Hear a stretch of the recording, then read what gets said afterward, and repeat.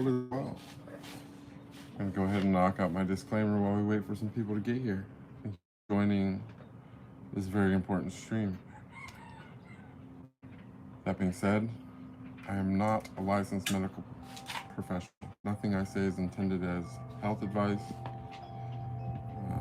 Any major changes you make to your diet or any other aspect of your lifestyle, something that you should check with a licensed medical professional before enacting in your own life. I'm also not a financial advisor.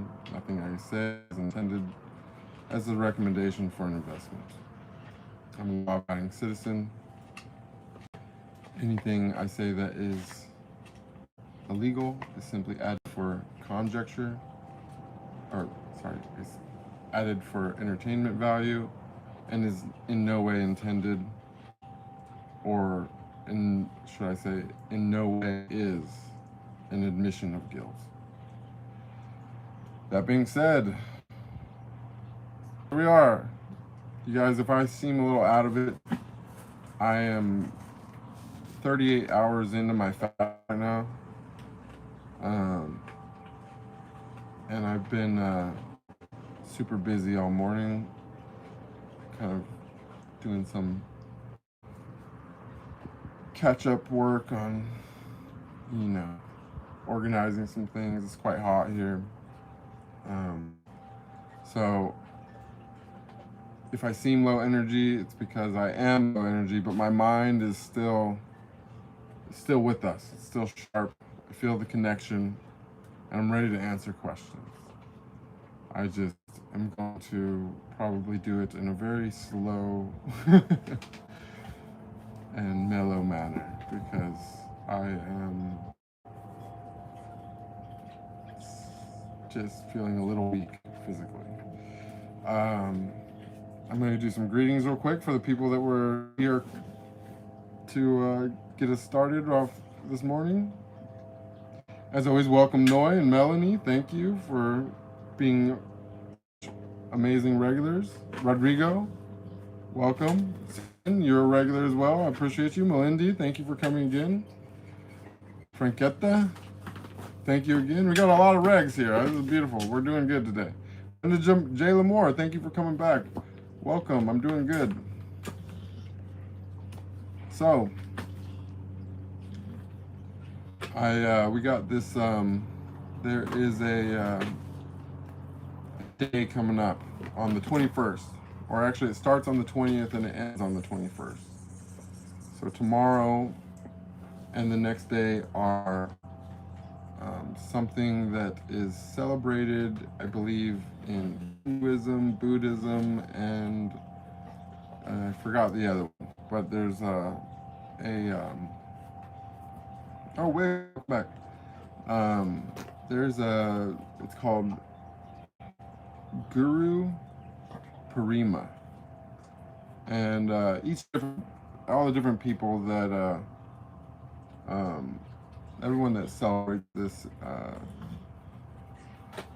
they celebrate it for a slightly different reason, but it's actually kind of like the same reason. It's weird. It's interesting how different religions like mirror each other, even if they use different names, and the story's a little different. It's interesting that so many different religions, I think maybe even, I don't know if there's something in Christianity having to do with it, but it's, obviously it's a full moon, and there's some type of, they call it an alliance between the planets in our solar system. Anyways, supposedly this was the day when Shiva taught his first disciples, or decided that he would teach instead of just being a wandering ascetic. I believe that something happened with the with the Buddha. I think the Buddha maybe taught his first disciples, and I forgot the other religion, but overall, the moral or the underlying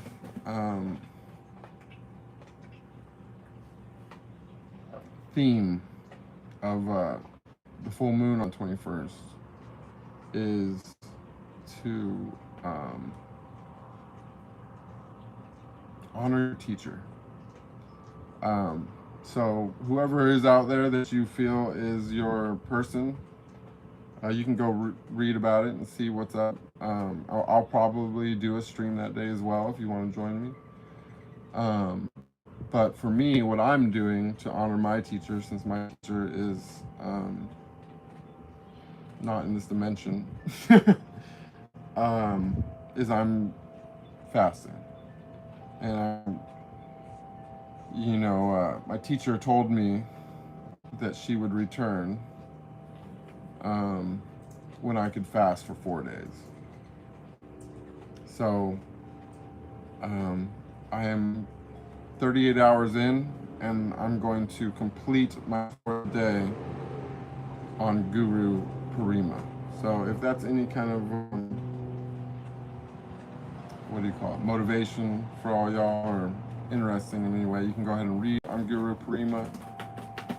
And I think it's going to be a powerful full moon. So you might want to dedicate that day, and actually more so that night,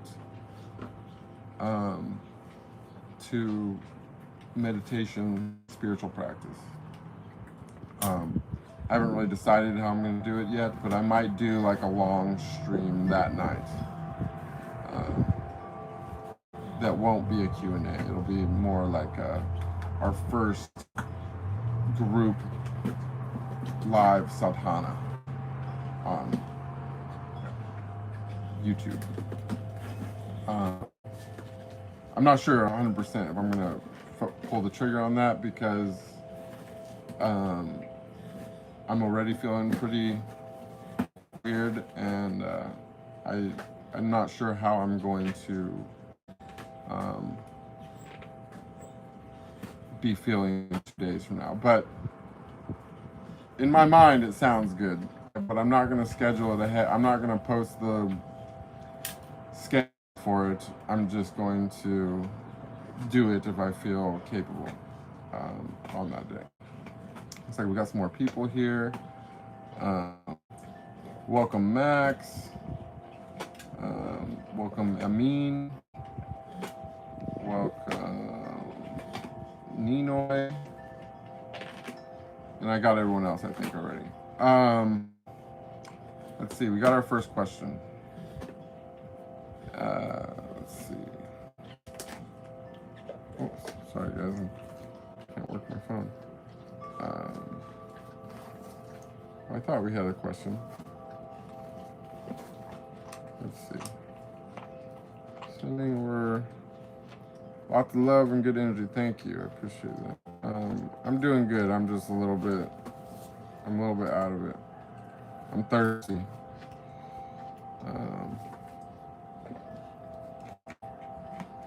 Oh yeah, Ninoy says, why did you become spiritual? Well, that's been really the main topic of the last 40 hours of streaming. But the condensed version is, I didn't really choose it. It chose me. I encourage you to watch the whole story and all the stuff on the playlist on the topic of spirituality and enlightenment. But I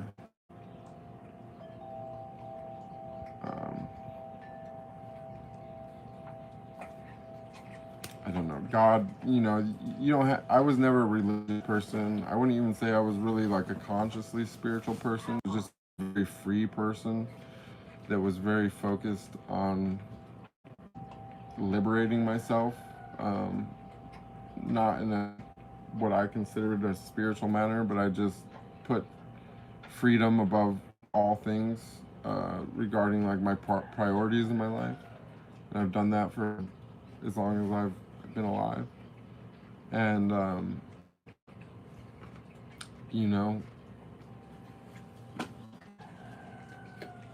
lot of people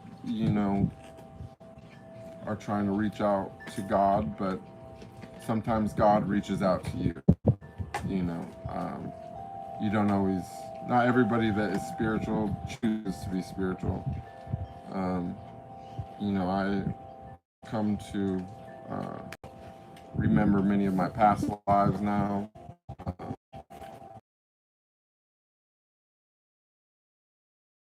It wasn't a one life walk. You know, I've been working on this for a long time before I was ever in this body, and it was just happened to be that this, you know, either this body, either it just finally I did what I was needing to do and prove the point that I was trying to prove, or perhaps there's a more macrocosmic change coming to this dimension, and for whatever reason,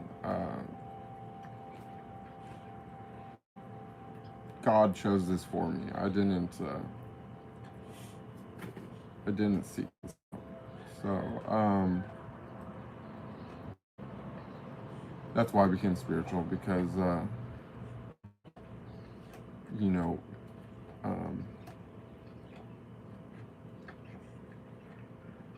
when the Supreme Personality, Godhead, reaches down to you, it's not something you can ignore. It's not something you can decline, you know. Not that I would want to or anything, but it's just, I'm just in autopilot now, I guess. I'm just doing what my intuition tells me to do and what my body tells me to do. And, you know, last September, an angel told me to fast for 4 days if I wanted her to come back. And, you know, I was driving in the valley and LA, and I actually just, I don't really remember what I was doing. I was just kind of aimlessly driving around, and then I was like, I think I'm right by Isha. So I was like, oh, maybe I'll go pop in there and see if anything's going on. I pulled up and the gate was closed, and I parked, and there's a little skinny cat there, so I like fed the cat, hung out for a second, and I checked their schedule. And then, you know,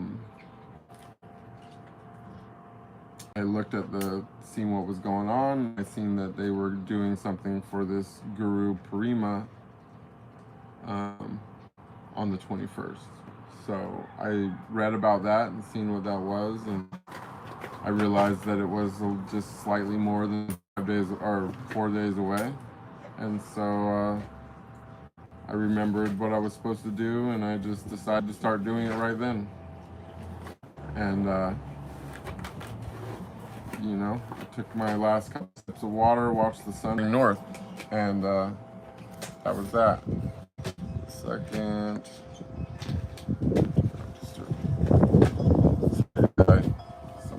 My phone was doing some weird things. But anyways, I'm gonna go back to chat. Let me go ahead and see what's going on here. Gita says, don't put too much pressure on yourself. Rest if you need to. Yeah, you know, you gotta do what you gotta do. You know, the body can only do what it's gotta do. And sadly, I have to put my own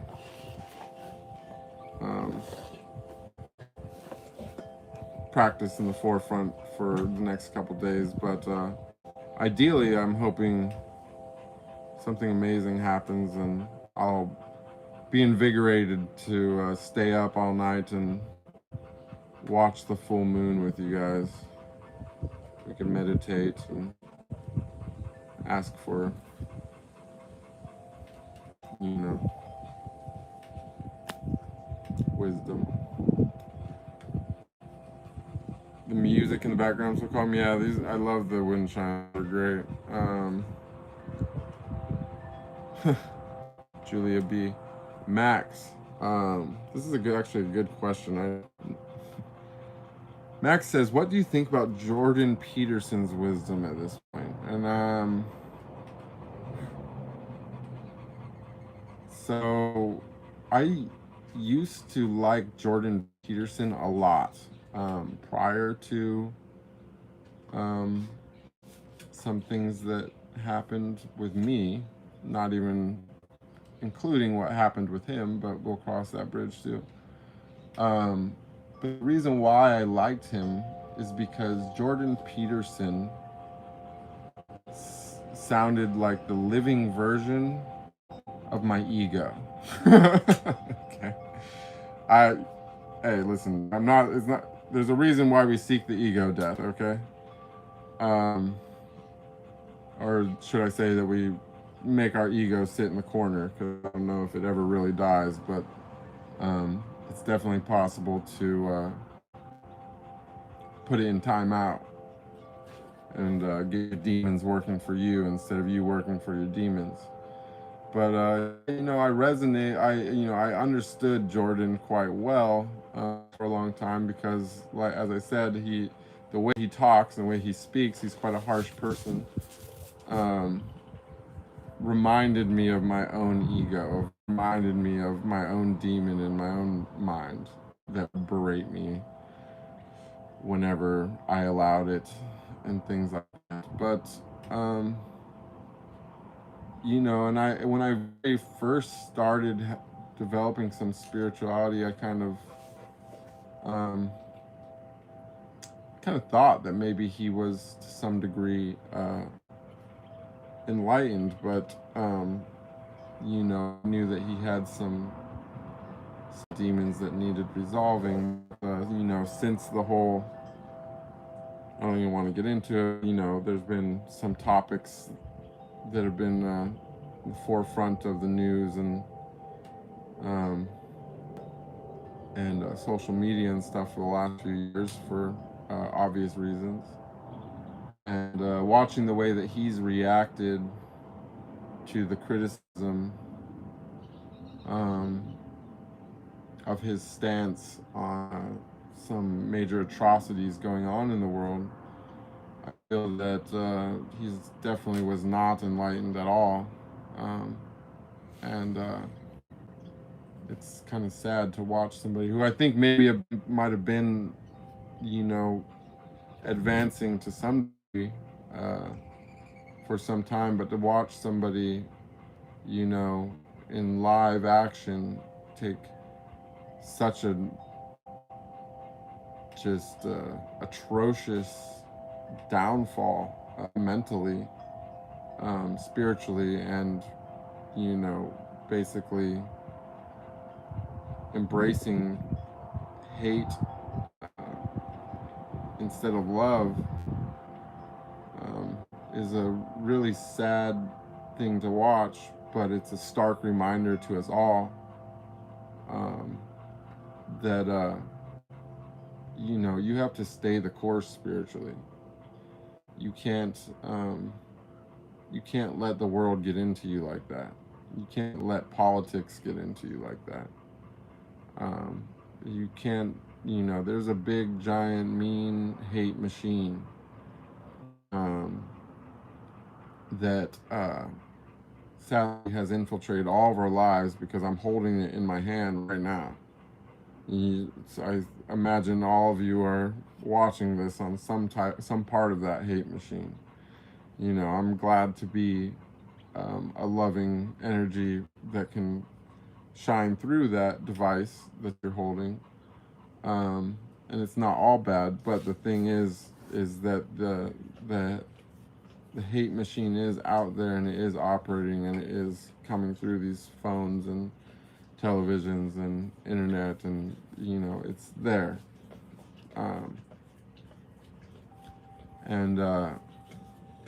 You got to stay strong in the face of that. You can't let that get into you. You can't let it get under your skin like that. And you got to remember that, like,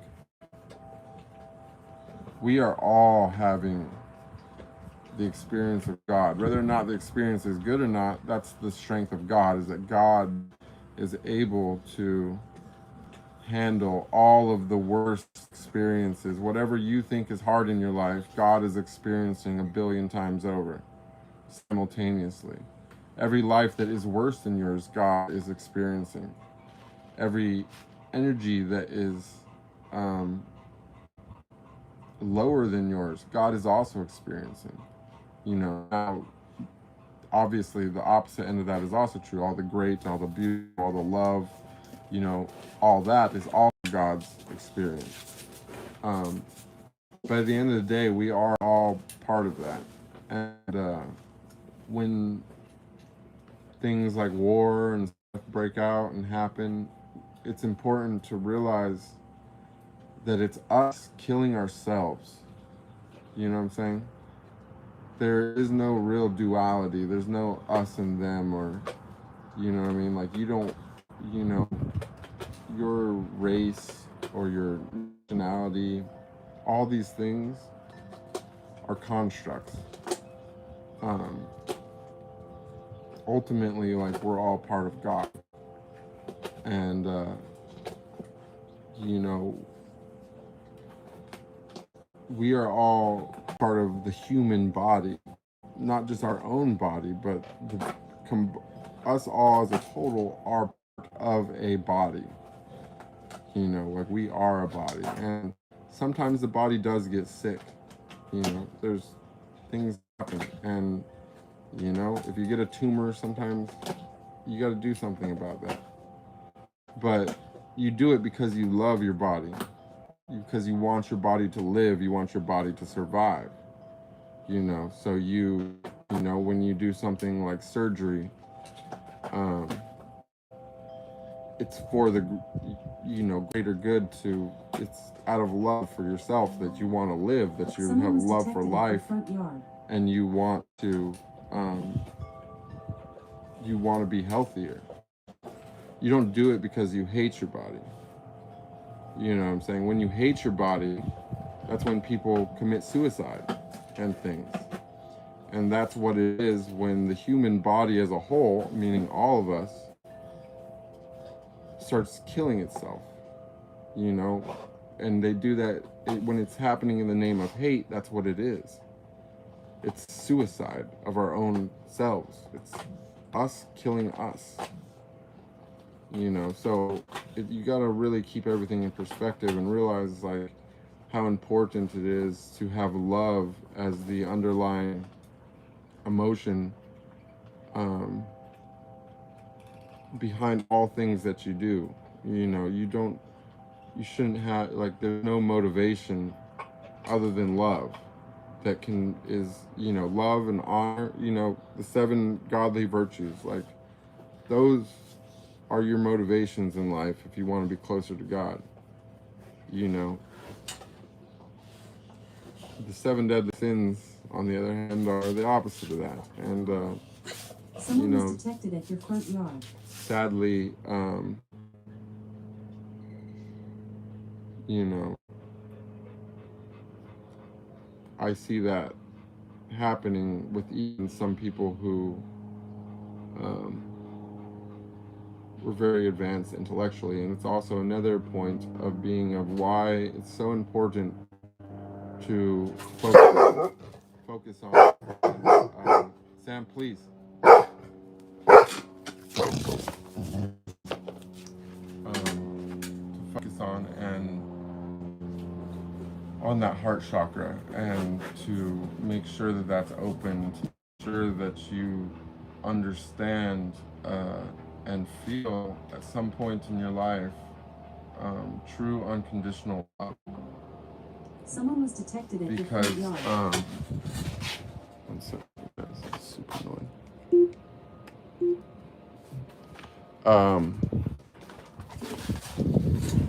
Because, like, one thing that I even noticed myself is when I reached my very first degree of enlightenment, when, you know, the light shone into me and suddenly I understood so much more about the world, its workings, humanity, the universe, what is beyond that you know, when I came to realize all that, and suddenly I realized a lot more about the evils and things going on in the world and the way that the world is actually operating, I felt something very wrathful inside myself as well. I was very angry about some of those realizations because I had not felt unconditional love or, you know, cosmic love yet. And I was fortunate that, you know, less than a couple months later that I was able to have that experience and that I was able to see through everyone's eyes and feel through everyone's bodies and, you know, absorb everyone's emotions. And it gave me like a completely different degree of empathy and understanding of the unity between us and how much we are not separated, you know, and the interconnectedness of all. And, you know, that's really the reason, like, it's really super important difference between the, you know, the right-hand path and the left-hand path, you know. If you tune into that light without finding love, it can be somewhat destructive because you have to understand love. You know,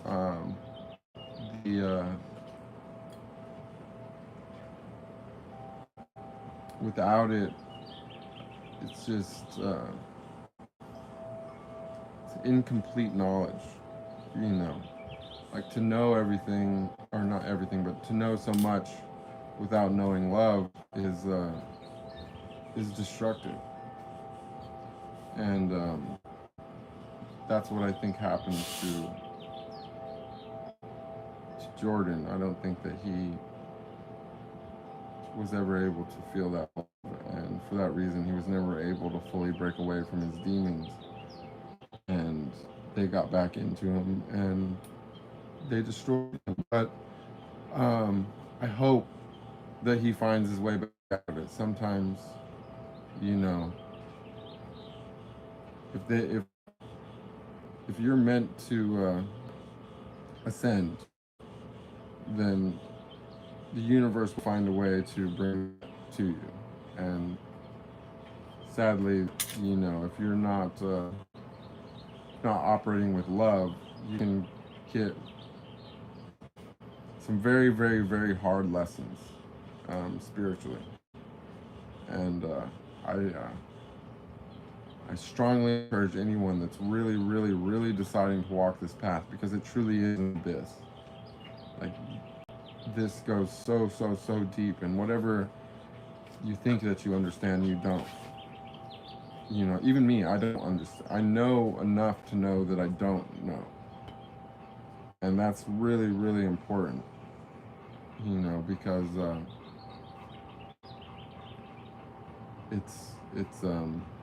it's not something you can like just turn back. You know what I'm saying? Like once you walk far enough, you can't, there's the path behind you is gone and you're in that abyss. And the only way out is through love. The only way out is through love. And it's not that it's a bad place, you know, it's just that it's a big place. And you just really got to feel that to understand it, because there's no way to comprehend actual unity without feeling that love, you know. So it's really the underlying fundamental of the whole thing, because if you don't embrace that, can take you to a dark place.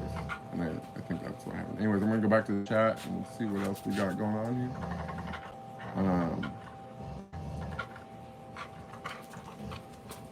Welcome. What? Oh, sorry guys. There's a lot of chat. Let me.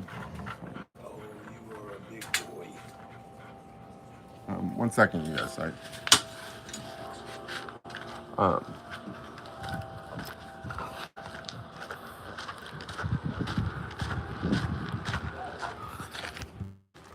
Sorry, I had a little company I had to relocate quick. So, if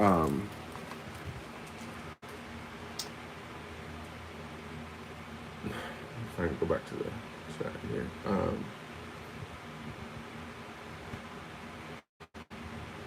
Welcome everyone to the sky here. Let's see one second.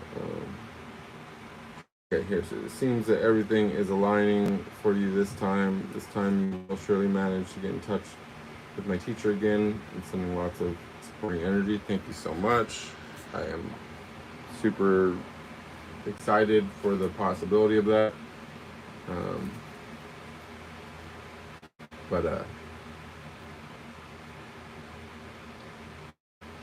Frankita says, do you sometimes experience moments of doubt in your journey? And if so, how do you deal with them? No, I don't deal with any doubt in my journey. That doubt, like once you really, really, really know God, like you know God on a personal level, very, very personal level, like maximum personal level, you will never have doubt again. There's literally no doubt at that point. Sorry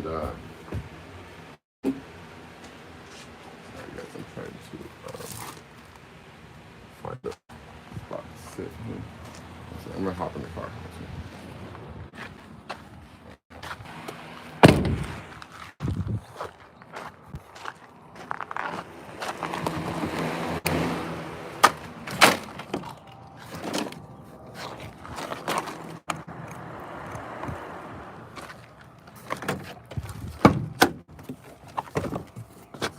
Okay.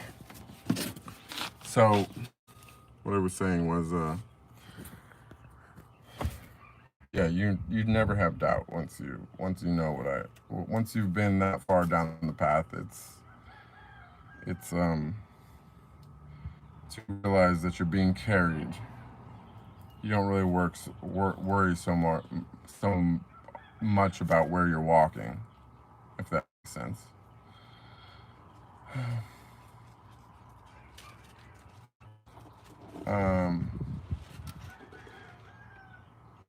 Susan says, how long can a human fast before it becomes dangerous? Well, there's a lot of different factors there, Susan. It's something that you have to train your body to do. It also depends how much body fat you have. You know, like the last time I did the fasting, I did this ascending thing where I did like 1 day, ate for a day, 2 days, ate for 2 days, 3 days, ate for 3 days. I didn't even make it to the full 3 days, to be honest.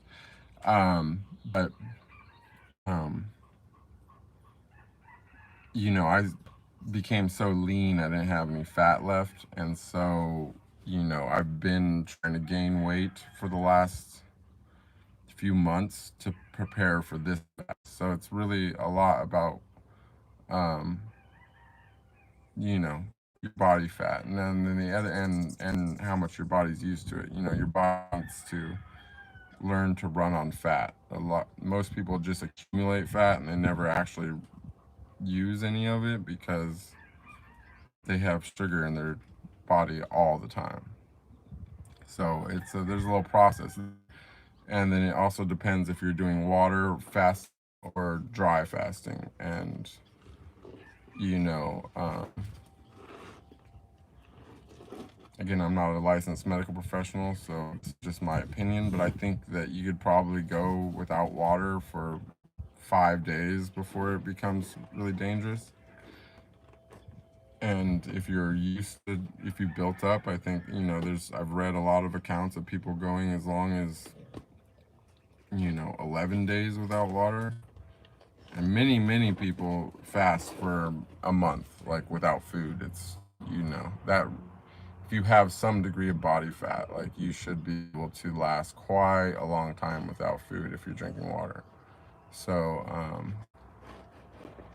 but there's other levels of, you know, you could say danger comes in different ways. Like, you know, there's danger, like, are you going to die of dehydration or starve to death? Probably not. Are you possibly going, like, could you, like, faint while you're driving, or, you know, walking across the street or something and get ran over? Like, that probably could happen, you know. So it really just depends, and you got to kind of set yourself up to have a safe place where you can chill and do that. And it's just, it's really all circumstantial on the person, but it's something that is, it's not something that you do one time. It's like a lifestyle, you know what I mean? Like after this fast, like I'm planning on, you know, completing this longer one. I'm going to think about my next step in growing my ability to fast, of maybe doing like a super long water fast. You know, like I would like to do like a 40-day water fast at some point. But you know, I'm also trying to train my body so that it's very easy for me to do alternate day fasting. So basically, I want there to be, you know, I want to fast every other day, so that I can, you know, because it's really, you know, it does accumulate as well. Like occasional, you know, takes longer than, you know, of course, like having a longer fast. It's always going to be more powerful than a series of four, you know, 5 one-day fasts is not the same as a 5-day straight fast. You know what I'm saying? Like, you're going to get way different effects and more healing, and, you know, spiritually, like water fasting is, after even a couple days, you really start feeling detached from your ego, and it can be a really interesting experience, but you got to just get past that like second day. So it's really circumstantial, and it's a really, everything is about knowing your body. Like, you know, being a yogi is just means that you are in touch with yourself and that you are trying to perfect yourself, you know. So you have to learn to do that. Nobody can teach you how to do that. Nobody can tell you how to do that.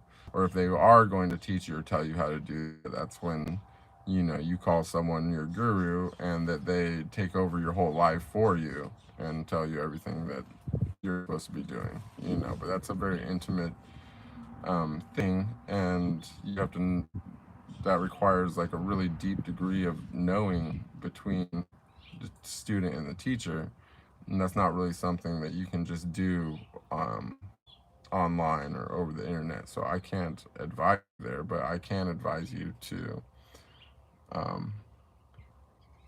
learn yourself, and learn your body, and to always be trying to improve all aspects of yourself. And, you know, they say nobody's perfect, but we can all seek perfection, you know. And you know, that's what being a yogi is seeking that perfection, you know. Wind Warrior, welcome. Says Bruce, longtime fan here, and now fascinated to see your spiritual journey. When you had your first lightning encounter, did you feel that was a catalyst for my spirituality? Sending love. Possibly in some way. You know, the lightning thing, I don't usually include it as part of my spiritual process, because it could have just been literally that I got hit by lightning. Even though there was no clouds. nearby or anything, and the lightning started on my arm, like it was like wrapping around my arm before it hit the building. So I don't know if the lightning hit me or if I threw the lightning at the building. One or the other happened, but the spiritual effect of that was that it gave me amnesia. So more or less I went through like a little bit of a factory reset, and I have no doubt that energetically that changed my charge to be either more positive or more negative. I don't know which one, but you know, after that happened, I was in 2 vehicles that got hit by lightning, fairly short, uh, you know, within the next few years after that. So,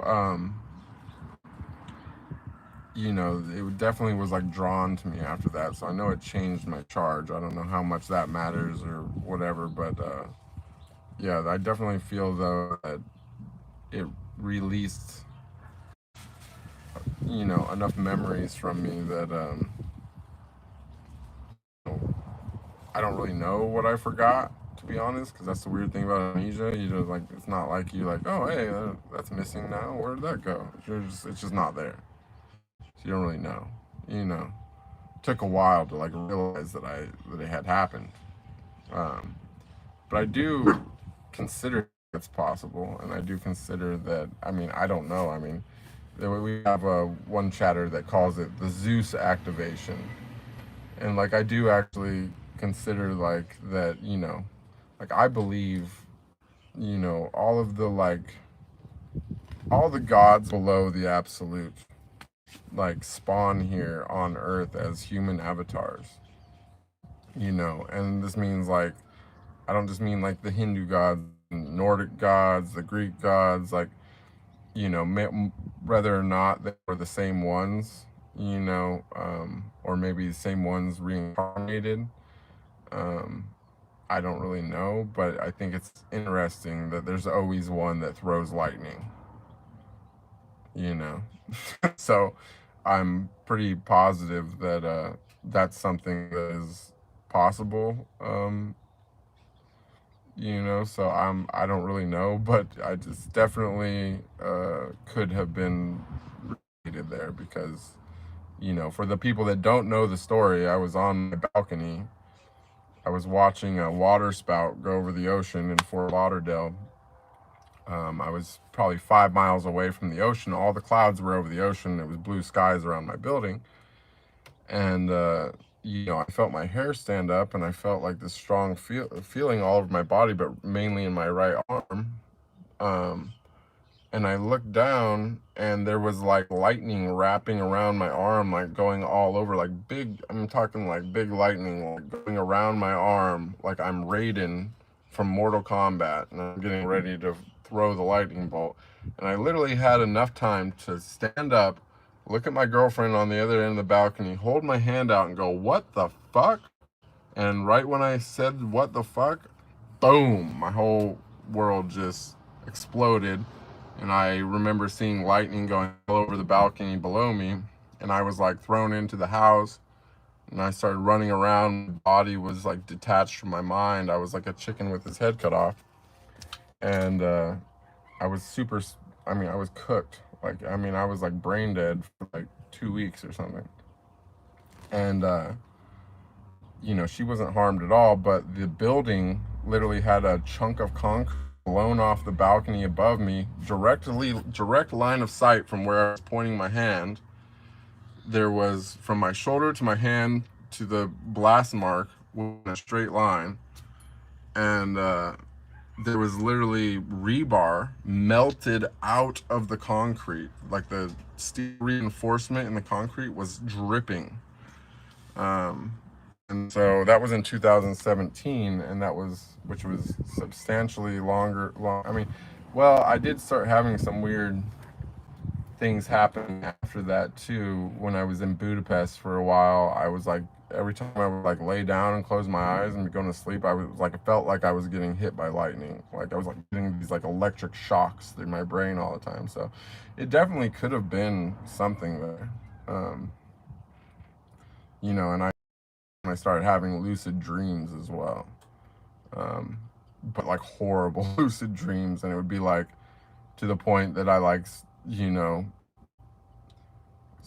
was like taking medication to not go to sleep, because every time I would go to sleep, I'd be back in the same dream, even though it was lucid. But it was like I was like lucid, and I was like fighting all kinds of demons and shit. Like, it was crazy.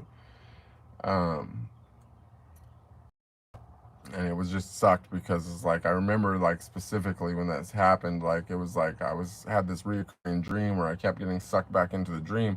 I would be lucid and I had all these powers and stuff, but like it didn't stop the demons from coming, and I would know when the demons were getting close to me, because I would start itching on my back.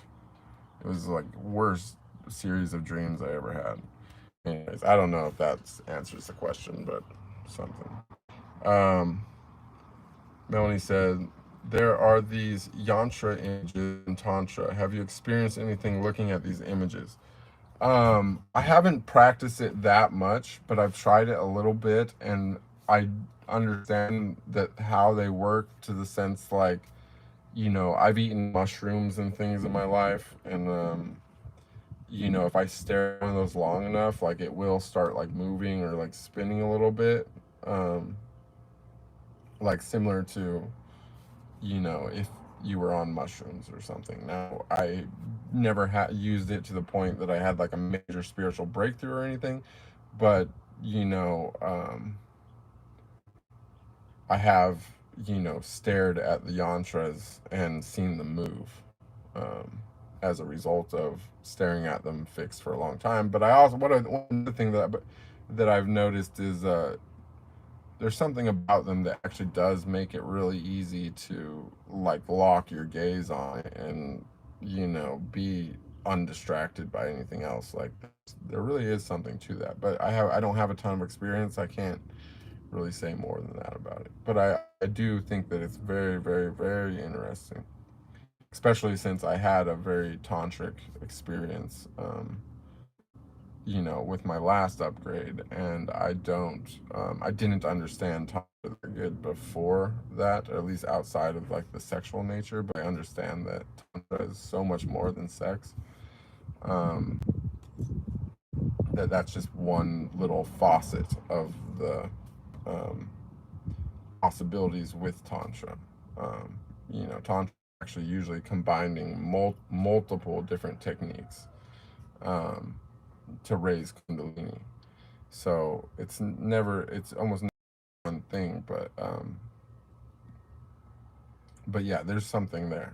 I definitely believe that, you know, they've been created very deliberately for a reason, and the people that have done that know what they're doing. Anaka says, I'm looking too dangerous. I can see it in my face a little bit right now, honestly. Like, I am worn out by this whole thing. Noise says, how do you see education issues now? There are many moral issues among today's teenagers. Is it because they are less educated in terms of spiritual knowledge that sometimes they act outside of our logical thinking? Well, it's that there's a war going on, and the schools are like one of the most major weapons, that are being used to enslave the Earth's population. Like, what people don't understand is like we're all living in a gilded cage. Like, but ultimately, if we're working for fiat currency, which has no real value, and we're paying income taxes with the money that has no real value that they can print, and that doesn't actually, the taxes don't actually fund anything. It's really just that they print money to fund everything and tax us to hold us down and to make it harder to earn a living. You know, the schools are the precursors to that they're training you in the beginning to, and not just in that way, but in many different ways, training you to be blind and indoctrinated to the slavery system that is what our entire planet operates on. So the schools are absolutely, I'm sure there's some schools, but yes, I agree. I think that the schools are all focused on doing more ill than good, and that that spiritual teaching should be at the forefront of education rather than politics, which it seems like, at least in the States, that's mainly focused.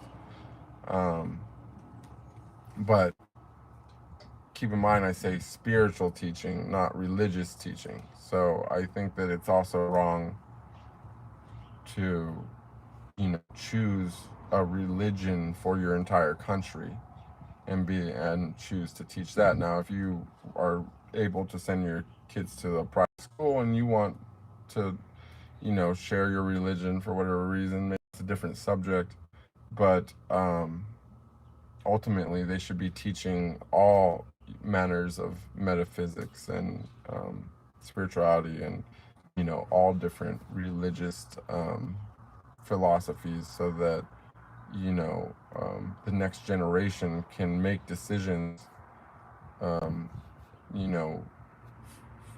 a standpoint of knowing everything that is possible within that realm. But more so is that we need spiritual leaders. It's that we are, a big problem in the world is that we're, electing psychopaths and narcissistic people to run our countries, because those are the people that are seeking power and that are running for these offices and fighting to hold these positions. Which in reality, we should be doing everything the opposite of that, is that we should be, pressuring people who we feel are truly good, whether they want to lead or not. We should be pressuring them as a whole, as a population. And I'm sorry to the people to say this, but whether or not they want to lead, we very firm in our convictions of telling the people that are actually good to lead, because otherwise we end up with narcissistic psychopaths that just want to further the slavery system, and they just want to rise themselves up to be slave masters and to puppet masters to move the masses around. And that's not right. But it all starts with education, and that's really where people first get blinded. Let's see, Franquita's, let's see. Swag Gaming, welcome, good to see you again. It says, hi Bruce Lee, do you like Bruce, or hi Bruce Venture, do you like Bruce Lee? And Bruce is your name. I'm not going to say, how did you get the name Bruce? Well, that's actually a good question. Perhaps you've heard this and that's why you're asking, or perhaps it's totally random and you're very receptive. But yeah, I love Bruce Lee.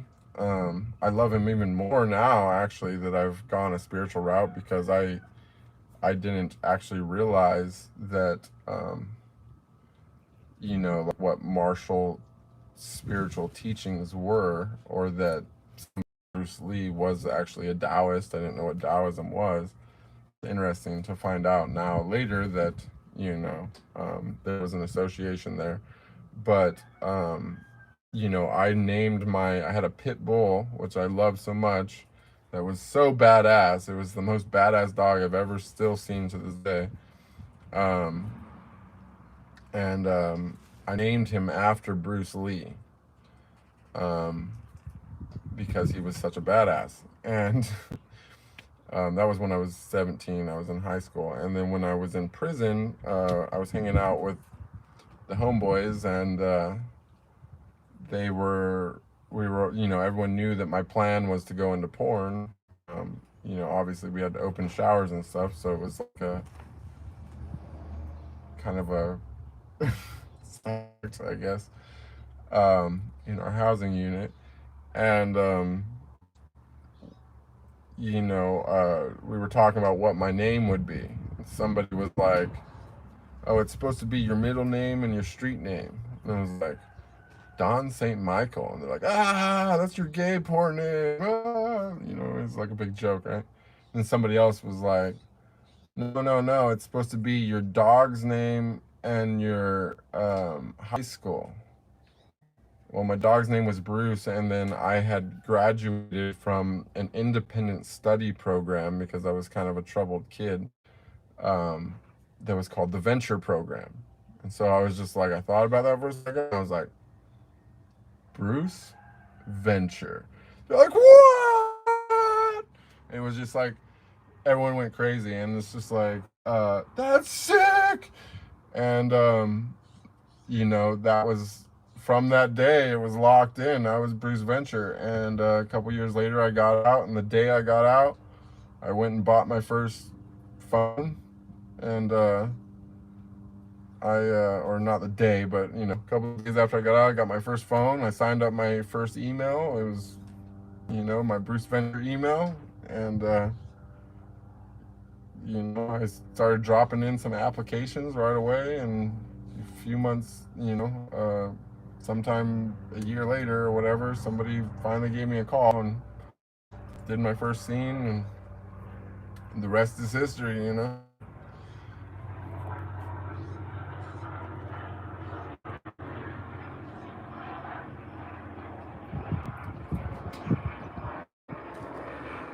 You know, oh, you guys are talking about the thing about how scary the education thing is. Frankie just says, no, it freaking is, but I also feel sad for young people, and I'm afraid what the future holds for them in terms of global warming and everything we effed up so far. If you were a deadly sin, which would you be? I mean, clearly, lust.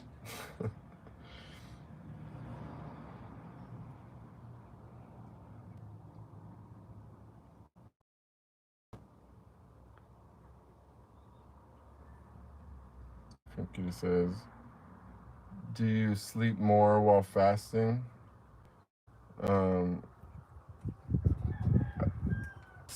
No.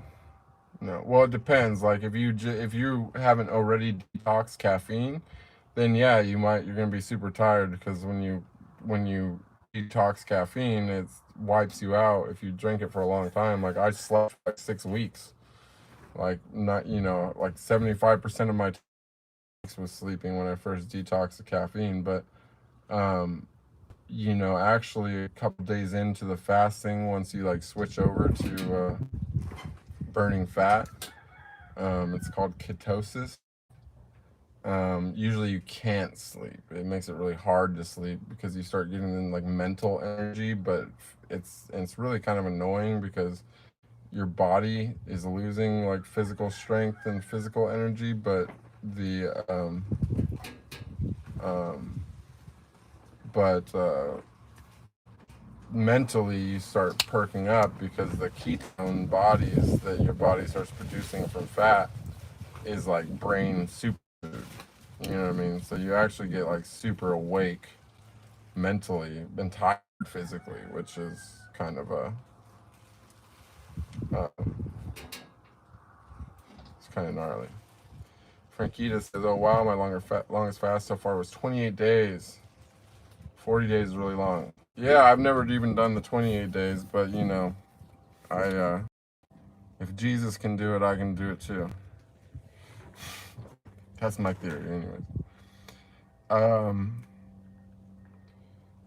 Do I believe in fate? Well, I don't know if I believe in fate. I sometimes question whether or not, you know, we're writing new history, reliving old history, you know what I'm saying? But, you know, and I consider that if we're reliving old history, then everything's already pre-designed, and that, you know, possibly you just choose to come here. It's like a first-person movie, and you get to feel the emotions and think that you had the thoughts and everything, but maybe it's all, you know, something that happened before. You never know. I don't actually think that that's what it is, but I've considered the possibility. 2 vehicles with you hit by lightning. Hell of a road trip could be interesting. Yeah, the only insurance claim that I ever had to broke when I got hit by lightning. It like burned a little hole through the roof and cracked the windshield. Second says, I really like Sam. I think he would protect you anytime. He seems like he has a good heart, just like you. Sam is the best dog ever. I love him so much. And yeah, he protects. He protects. Good morning, Zana. Ron Von Bergen's in the chat. Welcome. Official Hotties is just seeing the. It's actually, they said that's some eyebrows, but it's actually a eyebrow. One. One eyebrow.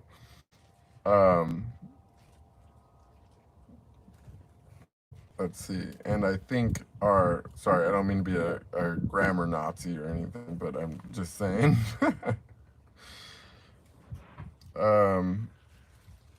Let's see. Noy says, I think our children are being killed slowly with advancing technology.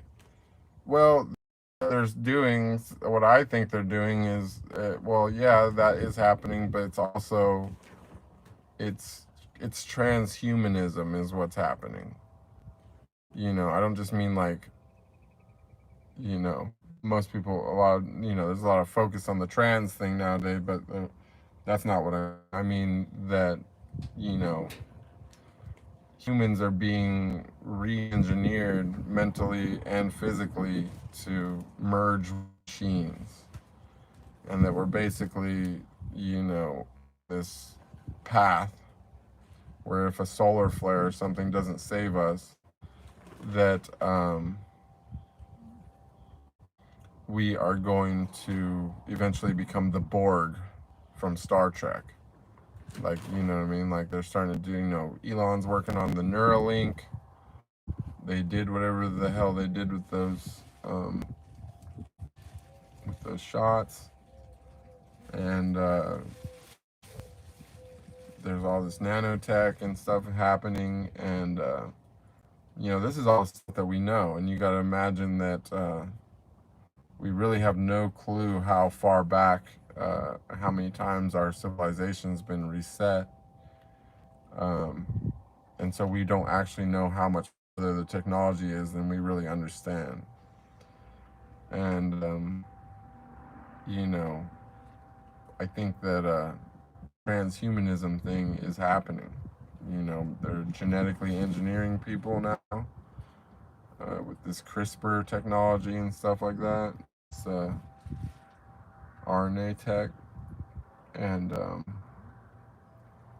you know, they're figuring out how to merge humans and machines. And, you know, eventually they won't have to psychologically manipulate us to be slaves and control us with fake money and, you know, fear and,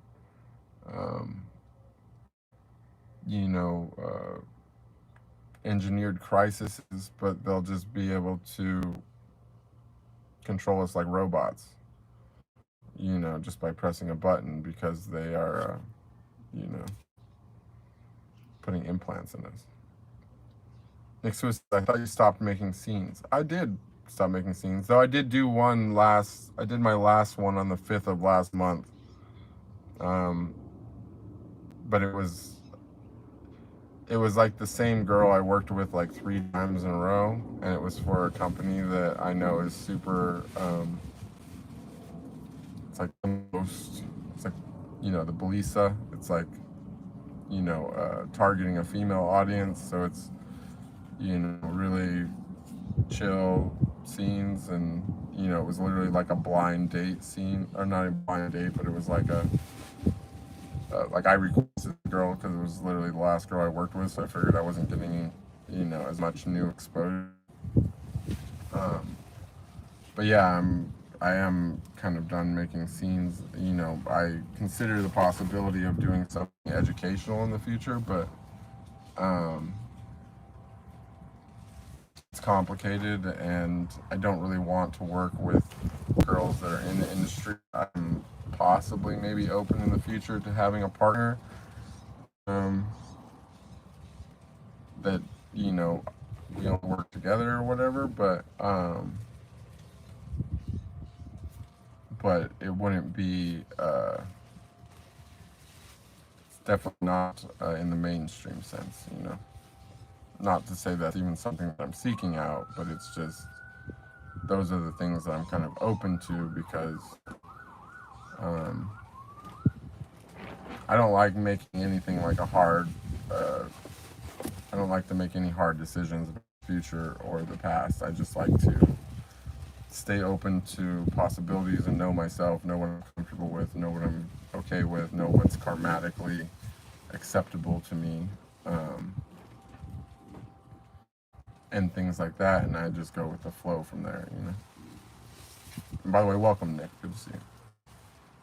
When the Warrior says, there's something so beautiful and relatable about your energy. Thank you for being so real in a world where everything feels so fake. To chat more about conscious awareness. Well, thank you. That's a beautiful thing, and I agree. I mean, not pumping myself to say that, not about, you know, but regarding the part about the world being so fake, you know, that's what motivates me to keep it real, honestly, because I see the same thing. Like, everything's fucking fake. It's all fucking fake. You know, and it's all about money. You know, and money's not even fucking real, so it's even faker. You know, it's really weird. And I would say that I would like, you know, I'm instinctively, you know, would say that it's disturbing, but there's a grand design that's really, really, really hard to see, and it's impossible to see without spirituality. Like, if you want to know the grand design behind everything, if you want to, like, see, like, really realize this totally fake, weird, fucked up world actually creates divinity, which makes it beautiful. You know, no matter how fucked up and it is, how fake it is, and all this shit, you know, that we go through, what makes this world beautiful is the fact that somehow this thing works. It creates divinity. It takes people back to God, you know. And so, you know, you got to realize that, yes, okay, as humans in our little human bodies, we're being abused to some extent. 1 second. Phone charger. Being abused to some extent. But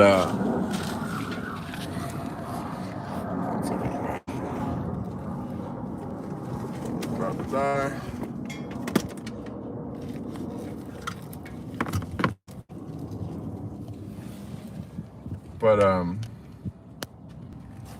But you know, that's the point of the whole thing. And you know, I believe that, you know, the creation of this world was the original sin, and that you know, that's why we all have to come and live here, and that God has to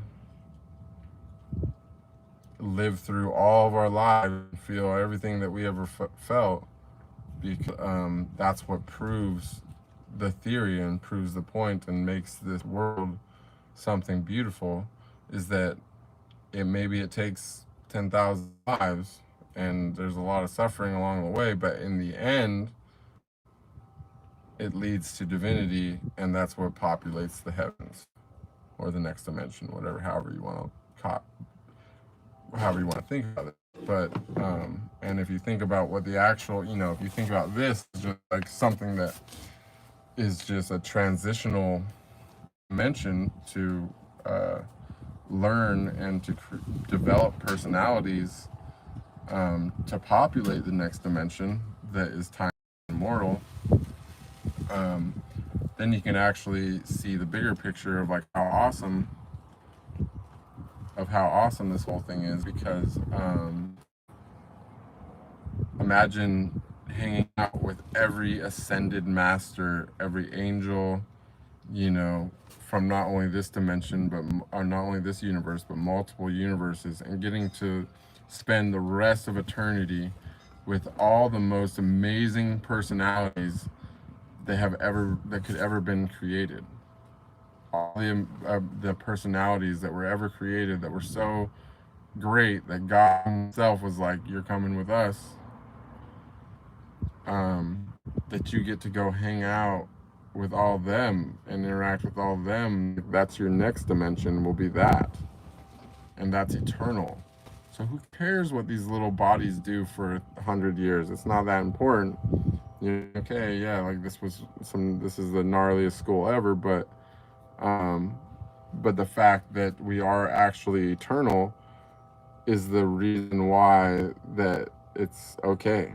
And it's all worth something, because we're creating divine personalities. And those are the personalities that we're going to spend eternity with. It's beautiful. It's fucked up when you're here, but it's beautiful in the bigger picture. Max says, imagine we merged with the machines and hooked up Neuralink, and then solar flare hits, wiped out. Well, yeah, I mean, it's kind of like, well, what they're doing is that they're trying to play God. You know, they want us to be all interconnected, and, you know, got the internet, and we're all going to be like this big, you know, hive mind consciousness, right? You know, using technology to make that happen, and we all just be drones or whatever.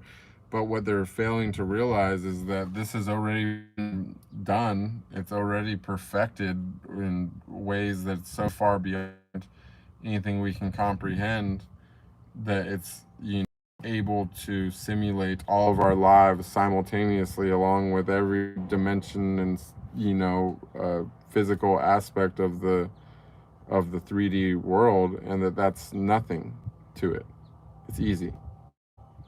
You know what I mean? And that if we do awaken spiritually, and we can pull this block off that stops us from accessing, you know, that universal consciousness, that we have already achieved whatever they're trying to do, but on a totally amazing and divine level that absolutely will never be recreated, and instead actually risking, you know, the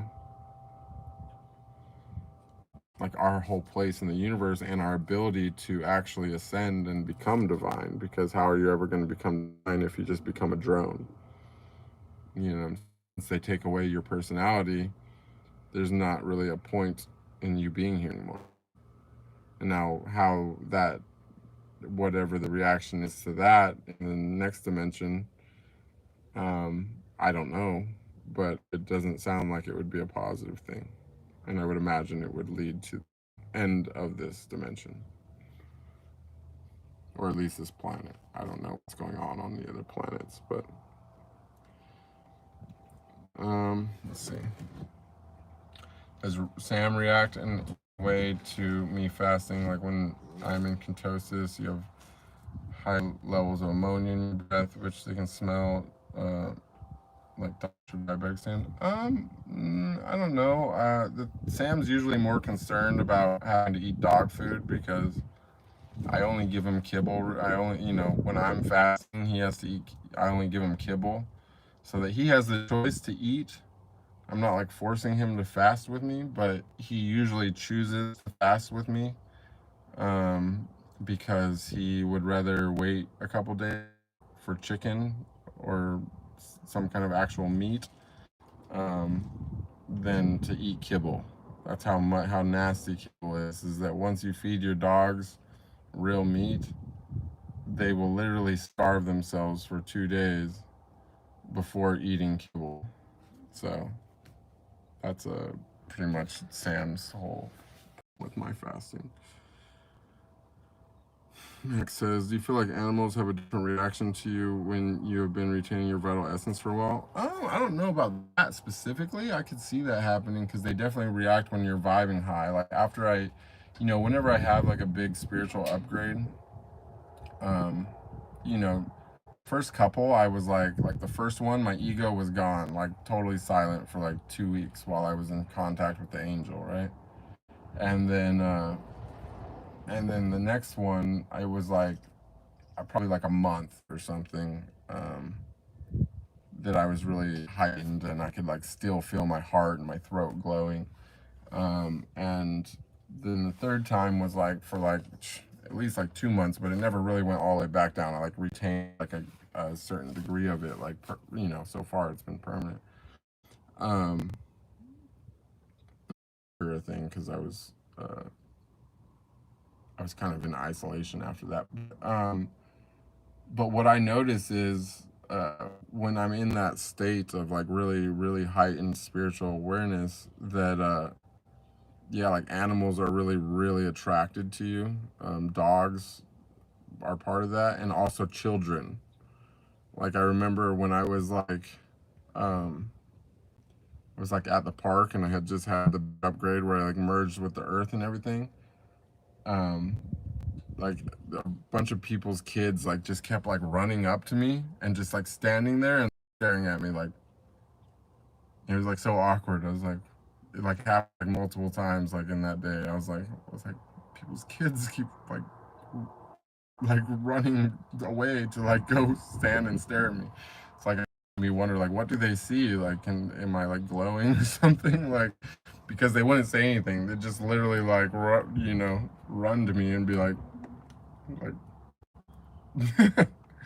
it's like so weird, and then of course there was like the dolphins and the seals, also birds start falling around. It's really interesting with the how animals and children can like sense it when you're like vibing super super high. Um, can you think of something that everyone could agree on despite chaotic world we live in? Um, well, if they, I mean, it really just depends on everyone's experiences. You know, I think that it's hard to get everyone to agree on something, but it would be very easy if everyone just even experienced universal love or unconditional love for even a minute. They could experience that for even 1 minute. Um, Everybody would agree that it's the most important thing. Nobody would ever dispute that. Um, and that's how you know if you've ever actually felt it or not, because you will be in agreement with the statement. Um, Nick says, have you ever had sleep paralysis? This is a great question. Yes, I've had sleep paralysis a couple times. The first time I got it um, was when I was in jail. Um, and I remember getting it and obviously I didn't have any kind of like way to like look up on the internet to find out what the hell just happened. It was pretty weird. And then I had sometime after I got hit by lightning when I was having those like brain shock things when they're all the time. And then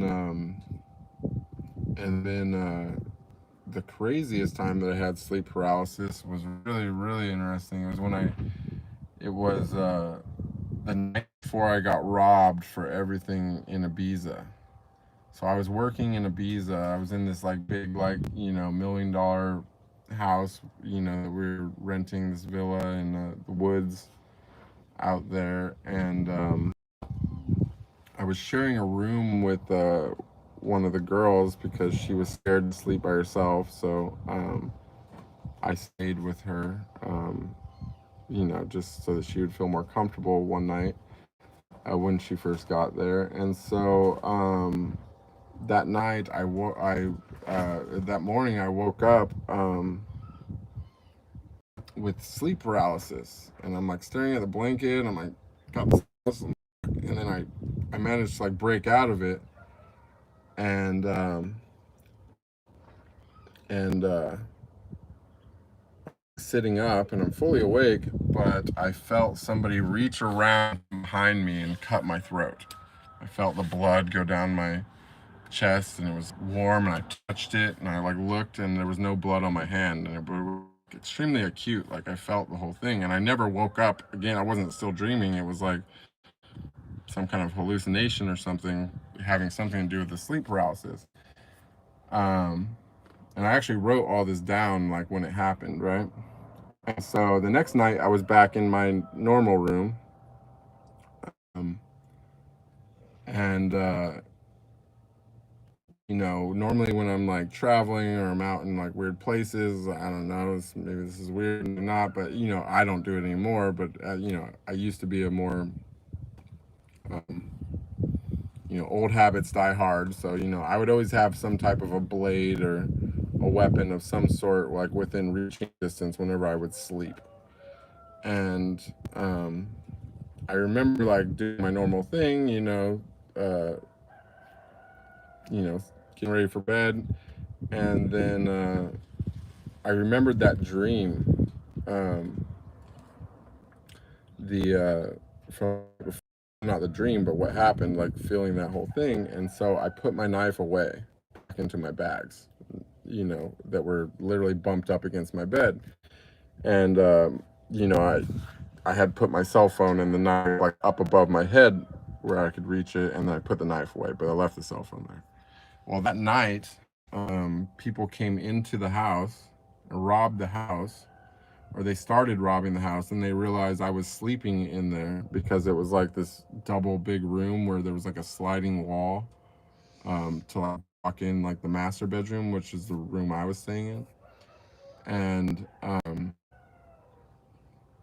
anyways, they kind of like stopped robbing the rest of the house, and they just lifted my bags from right next to me, from like a couple feet away from me, like touching my bed.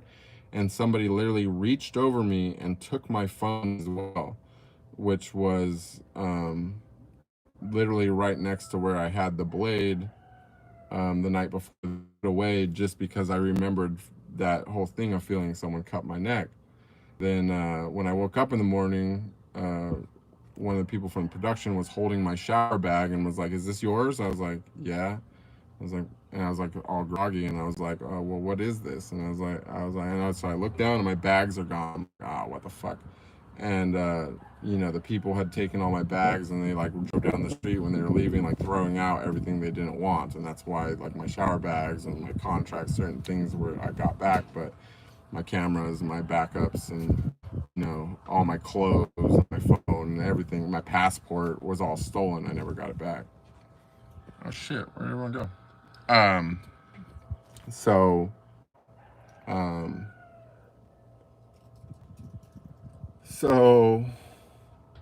Yeah. So that was, I took that as some type of a like sign, or you know, I wrote all that down as well. But I feel like that could have possibly actually saved my life, because literally whoever was robbing the house, you know, their hand would have literally passed over my knife to grab my phone if they were reaching from the side that my bags were on, which they stole as well. So it was um, it's a pretty interesting thing that happened. That was a long time ago, you guys. Do I utilize color to guide me through life? I don't know. I don't think so. He says, have you ever been able to take a look into the higher dimension, for example, what it looks like there or how you perceive it? Well, in a sense, yes. I had I think I've talked about this before. There was a time when I first had my first spiritual experience with seeing the auras and the colors and the chakras and things. When I did that Kundalini activation thing, there was I got COVID actually from the woman that did the activation for me. And you know, I was in this house in the middle of the jungle in Tulum, and I got this crazy high fever, and I was like, heard this voice that was like, this will either kill you or heal you. I was like, I accept. And it's just like, turned up the fever, and uh, you know, I was able to see what I believe was the um, you know, the moment of creation of this universe, which was just blackness. But also on the last upgrade that I, it wasn't that I was like seeing it actively, but when I got those memories, there's like something in my mind that I remember. It's not like that I actively like it didn't. Like it reminds me kind of a like what I would imagine a DMT trip would be like, but I've never done DMT. But I have memories of something that is totally unexplainable. Don't know how to.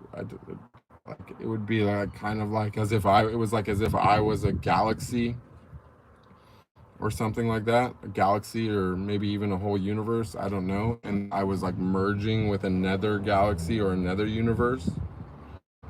And so it was like two galaxies merging together, like in or two black, like a black hole and a white hole moving to, I don't know how to explain it, but it's just like, yeah, it was really trippy. um and but the thing is, I don't remember like ever seeing that. I just like have the memory now of it. It's, I don't know how to explain it. It's very, very, very strange. um you know, it's like an installed memory of a hallucination that I never hallucinated, if that makes any sense. Magic, welcome. Being very aware of our dark origin matter is part of creation of the next already. Yes, it's something that definitely puts a lot of things into context. Not a context that I'm going to necessarily share because I don't think most people are ready for that context.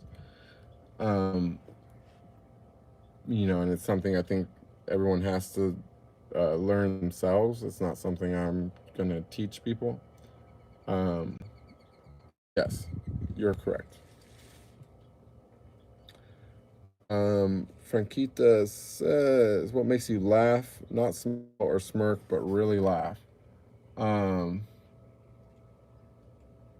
That's a good question. I do that often, but I'm trying to think of what like the most recent thing was. It's like, I don't know, dog videos, like or not just videos, dog antics. Dogs make me laugh. I love dogs so much. They're so good. They're such amazing creatures. It's just, yeah, they're just. That was one of the best things man ever did. Was to bond with dogs. It's so good.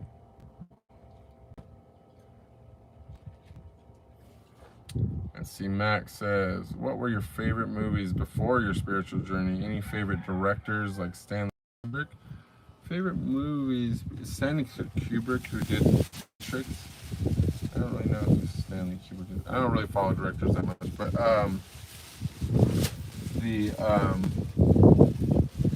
my favorite movie when I was a kid was Captain Ron.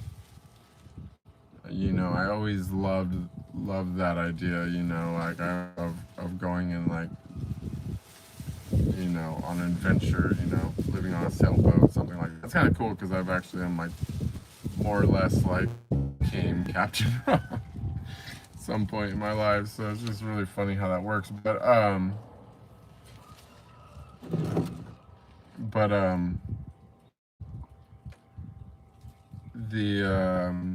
I remember when I was a kid too, I really liked that movie Event Horizon. It was like a horror movie that I really liked. I don't know. That was like when I was a kid. I stopped really watching movies when I was older.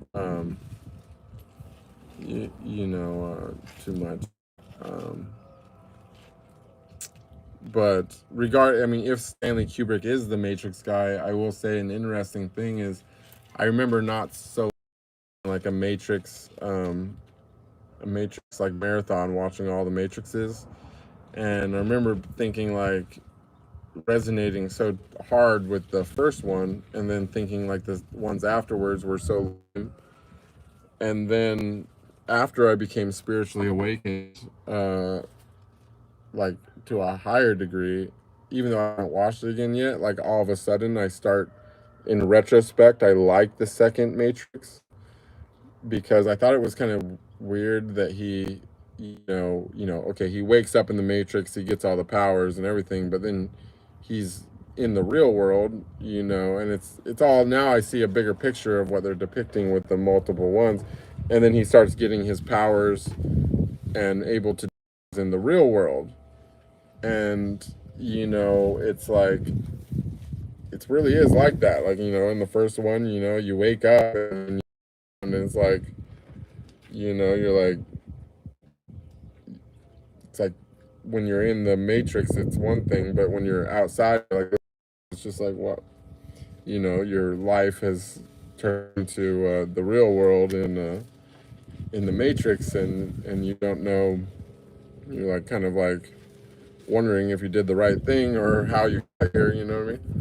And then, but then eventually you do wake up in the real world as well, and you realize it's just layers of matrices, like it's a matrix within a matrix within a matrix, so it's kind of an interesting thing. I don't know if that answers the question, but that's what's up. What is the color of your aura? Can you see other people's auras? Well, I don't know the color of my aura, actually, because I've not seen my own aura. I suspect it could be gold, because no matter which chakra that I'm working with or whatever I'm seeing behind my eyes, I always see colors when I'm meditating and stuff, like, well, not always, depending, like if I do, there's certain meditations where I see black, but as my default, like if I'm not seeing a color or anything, even the blackness behind my eyes usually has like gold in it. But all the colors, no matter which chakra that I'm working with, and I'm seeing a color, associated with that. And it's not just the seeing the colors, like I'll have the feeling in that chakra as well. That's how I know that they're correlated with the colors. But they always has gold highlights to it. So I don't know if that has anything to do with my own aura, but I can't see my own aura. But the woman that, did the activation for me when I very first did it, when she touched each of my chakras, I seen the color associated with the chakra behind my eyes. And then when she was standing over me, I could see her aura with my eyes closed. I could see her. She was green. So, so that's like my experience with like seeing auras. But I had always seen other people's auras in color like that. That's the only time that really happened. But sometimes when with my eyes closed, I can see the auras of like, trees and things like that, and even inanimate objects, and like it's usually just like, kind of like outlines of gold. I'm looking at like plants and stuff. I don't know. It's a thing. Kenzie says, Ganesha, remove your obstacles. It's not a bad idea, really. I definitely plan on trying to connect with more deities in the future. Lily says, did you get in your downloads any information about how reincarnation works? Some say that after death you can fall into a kind of trap if you follow the light in the tunnel to reincarnation. Well, that what you're talking about, I think you're talking about, that's what the Scientologists say. They say don't follow the light.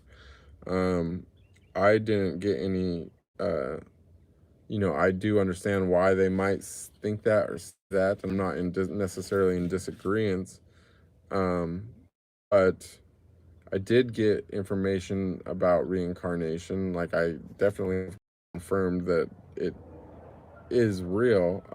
I did not get anything about necessarily following the light or not, or anything like that, or a trap, though I do understand that this world is to some degree a trap, but the point is to escape the trap, you know. And I also, what I did definitely get information about is that, you know, time doesn't exist outside of this dimension. And so, like, you'd be like a moment in the other dimension is like, can be like an eternity here. You know what I'm saying? It's like when I was talking to the angel, for example, it was like, you know, to me it was like the course of weeks, but like, you know, to her it was probably like a pretty short conversation. You know what I'm saying? And I also understand that, you know, when you reincarnate, I don't think that it's necessarily always, I mean, it could be instant, but I think that sometimes like a lot of time by, but it's because time doesn't actually exist. So it's not like you're just like waiting for all this time. It would seem instant to your soul. I mean, you know, but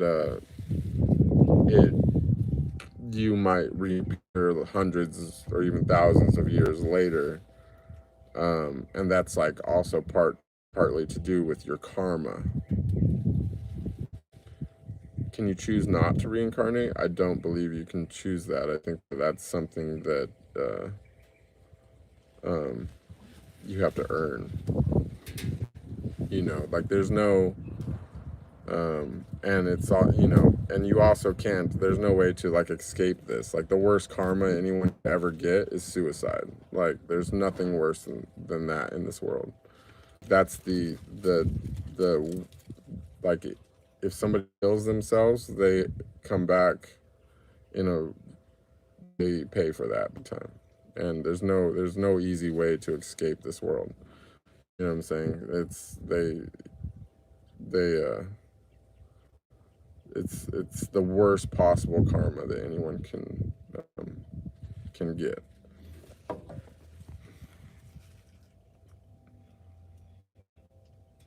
To get glimpses into my past life, I've gotten glimpses into multiple past lives, and even you know, in one case I've gotten the majority of it, that I basically like remembered all of my core memories from that life, like everything that I would have actually remembered on my deathbed in that life, I also remember now in this life. And I started actually getting that first big part of that happened when I was like only like 12 years old or 11 years old or something. And it was more recent when I got the rest of that life. I found myself back in that body. Actually, and strangely enough, you know what? I just realized that the night when I got the other half of that life was also the night when I fell asleep for the 17 hours. On the post on Instagram where it says caffeine withdrawal headaches and overnight hair growth. I just talked about this on Instagram yesterday. And that was also the night when I found myself dreaming back into my other life. I had remembered when I was 11, I had a dream that I was like a child in the beginning of the dream, and I lived my whole life, and I was an old man by the end of the dream, and my family was sitting around me. I was in bed, and you know, it was my last day, and they were all saying goodbye, and that's when I woke back up, and I couldn't talk about that for years without crying. But when I had my Kundalini awakening and I went to sleep for a long time, and you know, woke up all refreshed and stuff on that thing. It's literally on Instagram. That night I dreamt that I was that. I remembered because I had red hair, and you remembered, you know, the first time I really I didn't remember anything. Like there was I remember there was like a little gap, you know, that I didn't remember. But you know, I believe it was, I was in World War I during that lifetime. So, you know, when I had that dream, I was back in the war, and I remembered, you know, basically the thing that I had the most guilt about doing in that lifetime. I didn't, that was the one part I didn't remember the first time, but once I awoke my Kundalini, I was able to get the rest of that story and to remember, you know, a big sin or whatever. Let's see. Frankita says, how are you going to break this fast? Like slowly starting with soup again? Possibly. I haven't really, you know, I probably will. I'll probably, yeah, have some kind of spicy soup or something, maybe like a juice. I'll probably try to hold off on solids. And then, you know, a big part of the fast thing of breaking the fast is, like, I definitely like to break with something super alkaline. You know, like I'll probably have a juice with some ginger and stuff like that. And then, because, you know, your blood gets super acidic when you're in ketosis, and then I'll probably have some dates at some point. I'll keep it at an amount that I don't want to fully saturate my liver with glycogen. I want to, you know, ideally, like, you know, obviously I don't know the exact amount that my liver holds, but you know, ideally I would want to like replenish like half of my glycogen stores and then switch back to really low sugar, so that because for me, like like what I want is to make my body as fluid as possible to switch between burning sugar and fat. So it's like metabolic flexibility is what I'm looking for. Moni says, did we incarnate here on Earth of our own free will at the very beginning, or before the reincarnations began? You know, I would love to answer that for you, Melanie, but I did not. One thing that I'll tell you, like, this is very important, and I want to retroactively make this a point on everything that I've said. I have not gotten any information, zero information about other people. Okay? Like, I don't know anything about you. You know what I'm saying? I don't know anything about how it works for you. I don't know anything about your past lives or your reincarnations, or, you know, I know only mine. Like every bit of information, anything that I've gotten was about me.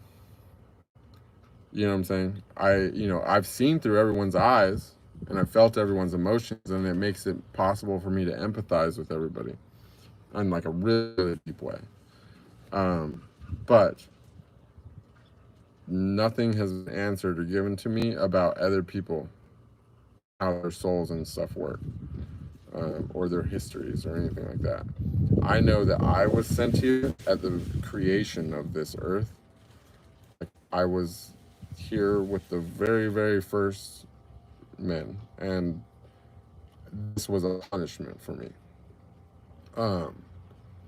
So I don't know what it's like for other people, but there was no escape for me. I could not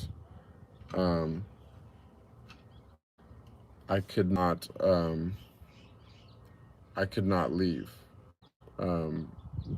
until I was correct. Can you astral project? Any advice on how to accomplish this? Well, there's a guy on YouTube that actually does, it's called Astral Doorway, and I think that he specializes in that, and I believe in his experiences. Like, I could tell by the way he talks and the things that he says that he knows what he's talking about. And so I can confirm that that might be a good source. I haven't really consumed much of that or other material about that, I would say I don't know, or I did astral projected, and in fact, for a few days before, or it was 2 days. I don't know if it's directly the 2 days before I seen the light when I was going through the desert, but I was practicing astral projection consciously. I was purposely trying to astral project, and I had success 2 nights in a row before bed.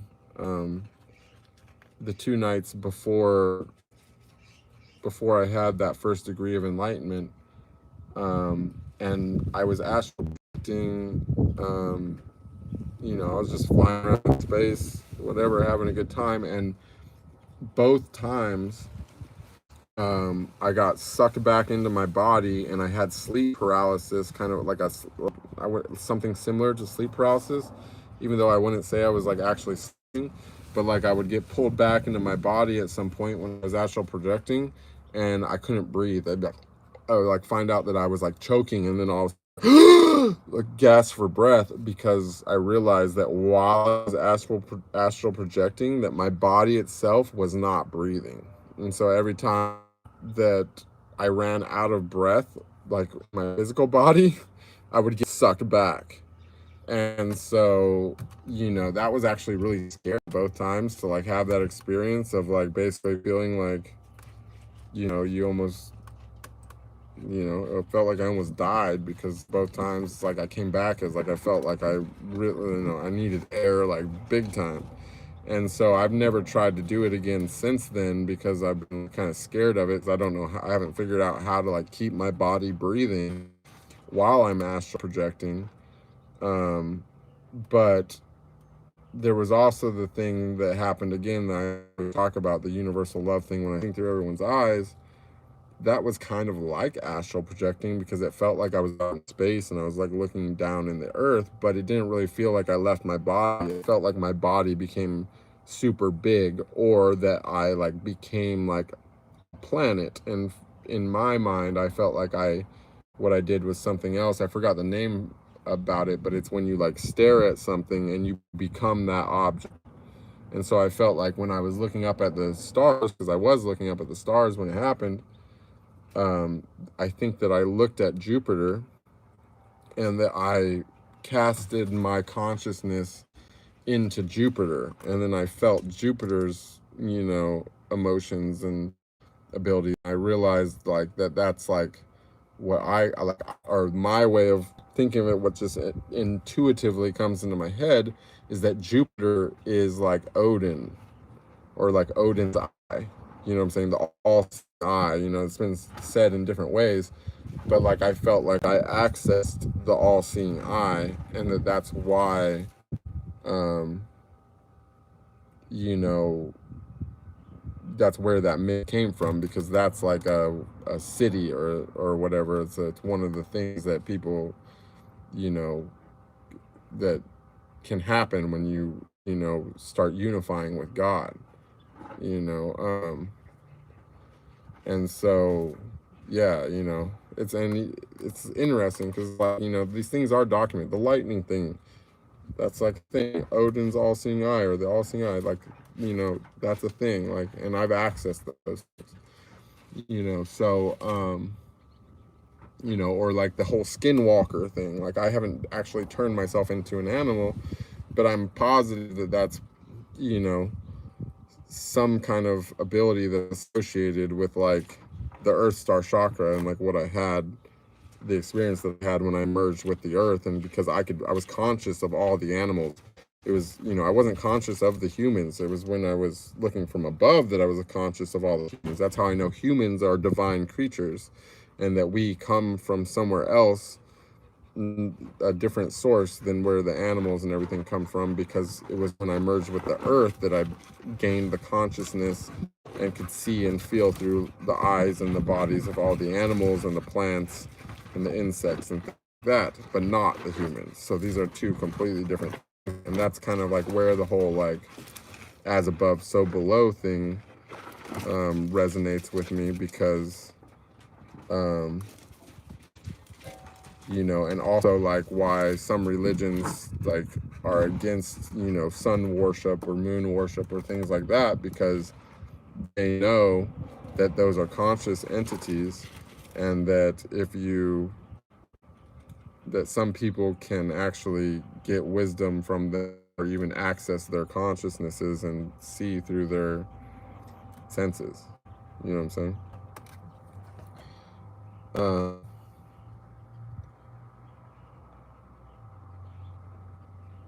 Have you looked into remote viewing? I mean, I've read some stuff about it, but I never tried it. I think that there's like a karmatic issue there, if you use it for like wrong purposes. But I haven't actually done any kind of remote viewing.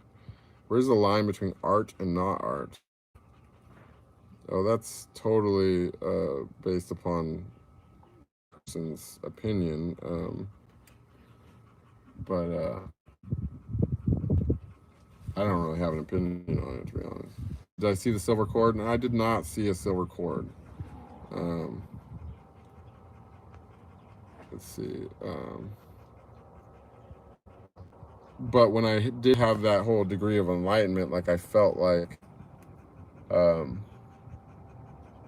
know, I definitely felt something connected to the back of my head, which I also think is a weird like matrix thing, you know, like would plug their heads into the matrix. It's interesting because put the plug like in the same spot where I felt the light come in and go down my spine. So that was like an interesting thing.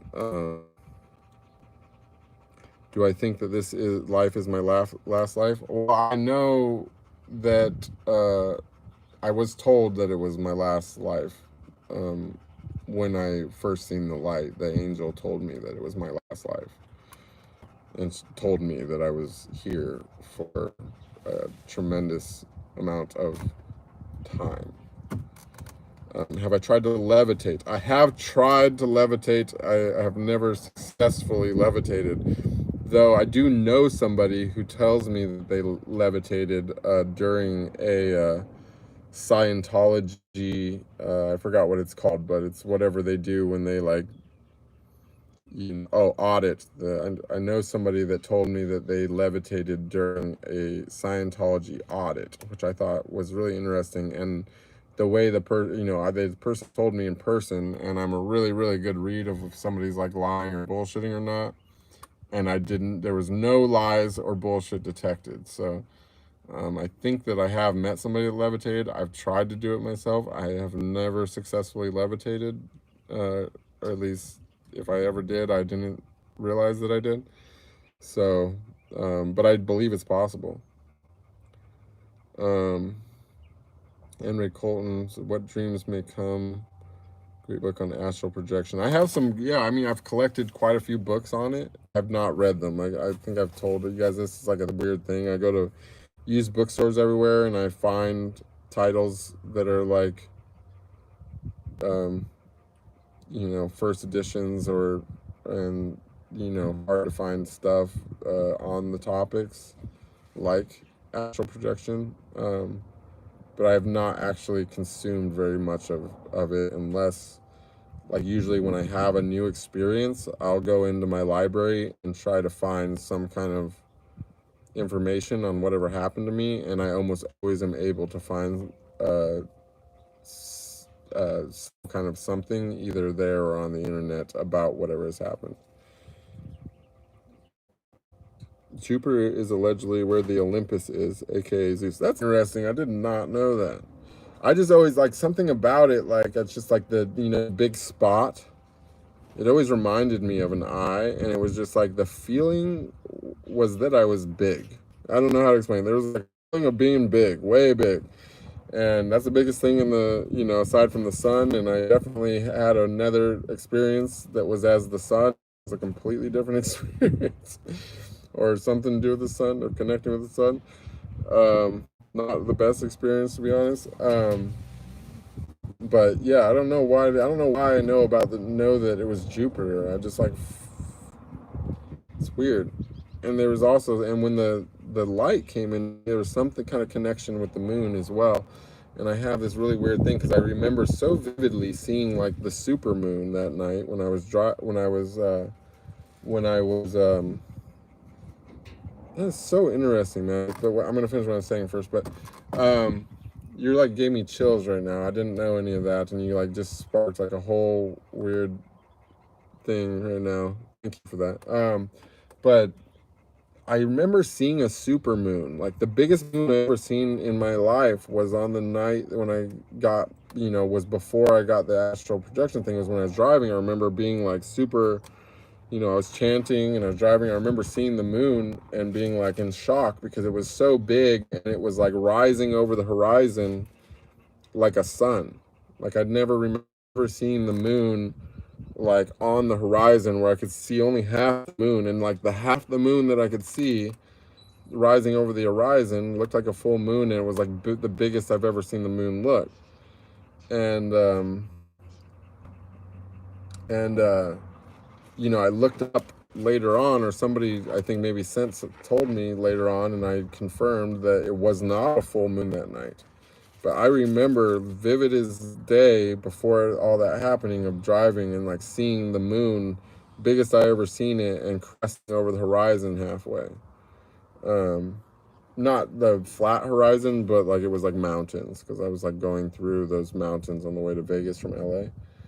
It was really interesting. But to what Magic is saying, Jupiter is allegedly where Olympus, aka Zeus, is, and it's Gaia's protector, which that makes total sense to me now because Jupiter does protect the Earth from all types of asteroids and things because of its gravity sucks everything in before it can get us. But also you gave me chills because it just totally like rang true to my whole Shiva consciousness, love for Shakti thing, because I realized Shakti was the earth, and I fell in love with the earth so deeply. And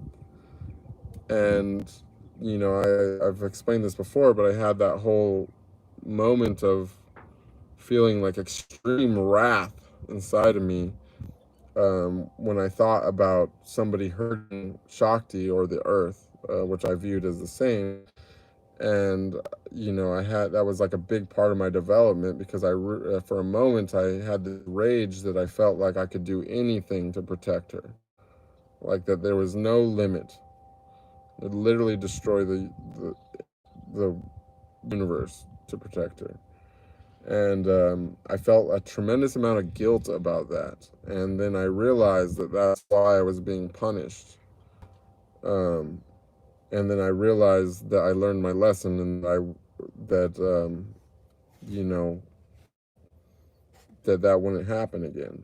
And when I realized that, that's when the peace came over me, and that's when I unlocked like my hand chakras, and I did that mudra, like the praying hands, and that's when like I felt there's like some kind of energy bar that goes from like somewhere in the stomach and like projects out the top, projects through the center of my body and the top of my head, and I can feel it really acutely when I put my palm chakras together. And so that brings another point that I wanted to share with you guys about mudras. I'm not challenging anything that anyone says, like I'm no master, or, there's definitely people that know way more than I do about this kind of stuff, but just going off what I have felt personally, because I've tried all the different mudras, and yes, I have seen things when different hand positions and stuff would change the view behind my eyes, and I had an experience before where I was somehow affecting my like sacral and root chakra, but for the most part, like mudras never really did much for me. But what I've noticed is that my palms and my heels, and also another spot like right in the soft spot between like the ball of the foot, like at the opposite end of the arch, I feel something in those spots on the heel and in like at the front of the arch, and also in my palms, that seem to have like a great effect. And you're able, regarding the heels and stuff, you're able to draw a tremendous amount of energy from the earth, like to the point that you don't even need to breathe. I've had experiences where I could draw more energy from the earth through my heels than I could from the air with my breath. And that, when you're meditating and stuff, the reason why like people sit in, lotus or siddhasana, things like that, and that you really want to get your heel pressed up against or in some cases you want your heel pressed against your perineum, or in the case of females, like the vagina, is because like you're redirecting that energy from that chakra through your heel chakra, and that's creating it's and by turning the heel upward, you're disconnecting from the earth, and so when you do that and you have your palms up as well, you're redirecting your connection to the heavens, versus if you want to connect with the earth, you would want your heels and possibly at least one of your hands on the ground as well. And if you want to connect with both, you would want to be doing both. You would want to be connected with the ground and the heavens. You know what I'm saying? Or at least that's the way I see it, or the way I feel it. So, there's something, like, I don't think, like, in my view, I don't think the heel chakras or the hand chakras should be considered minor chakras. I think they should be considered more major chakras, because I feel ever since that last thing, I feel like a tremendous effect from how I position my hands and my feet, but I don't feel it so much from fingers and things like that, so much as whether or not my hands or feet are connecting with the earth or not. You know what I'm saying? Magic says, can you imagine being Jupiter protecting forever and not able to touch? Yes, that's exactly what I don't have to imagine. I can remember. Like, it's literally the exact feeling that I had, which is why you're like freaking me out right now, because I never thought of it in that context, and I didn't know that there was these associations, because I don't read stuff. I like to stay stuck in my mind. But like, I literally like felt like the despair of, like I was five hours, and not to say that was the end, I was still crying after that, you know what I'm saying? But I mean, for 5 hours I literally like laid in the sand grasping hands of earth, and just having this overwhelming despair that I couldn't get any closer to her. It was like this like it was like the worst punishment I could ever imagine, was the fact that I was so close but yet so far, that I could feel her and touch her, but yet I couldn't truly immerse myself as deeply as I wanted to. Like, it's like I just wanted so much more. I wanted so much more of her. Like, I had this like unbelievable yearning, It was like just the most despair I ever could imagine feeling. Rahim Khan, welcome. Rahim Khan says, do you have interest in Islam? And yes, I do.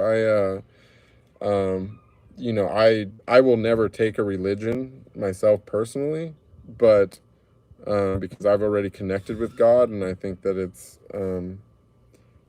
disrespectful to God if I take a religion. I've already connected to God without a religion, so I would never, put anything that's ever been written anywhere above what I've experienced personally with God. But I recognize Muhammad as an amazing prophet, and I'm so interested in his teachings, and I would definitely, I'm so interested in knowing everything that Muhammad said, because I have so much respect for Muhammad, and I think that he was a great, great, great teacher, and that you know, I see more people, I see a lot of people having success with connecting spiritually through Islam, which I you know, so I know that his teachings are good, even though I've not consumed his teachings. I've never read them, but I have every part of me knows that he was the real deal. Rob says, thank you, bro, love you, and thank you for remembering me. Much love back to you. Much love back to you, my bro. Oh, your new movie? I don't know which one you're talking about. There's been some. They're coming out. I did that coach project, did 20 scenes for that, so there's still quite a few to come out. Wind Warrior says, Electric Body, Electric Health by Eileen McCubic is a book about sound healing and energetics of the minor chakras in the hands and feet. Do you spend time grounding? Yeah, the first thing I do every day is I ground, and I would say I try to spend the majority of my day grounded. I never put on shoes unless like I'm going into like a store, or, you know, if I need to do something where specifically like I know that the ground is extra dirty, like going to a public bathroom or something like that. But aside from that, I try to spend majority of my time grounded to the earth. Sam, no! Come here! No! Come here! Sorry, he's popping my nephew's basketball. I got it. No!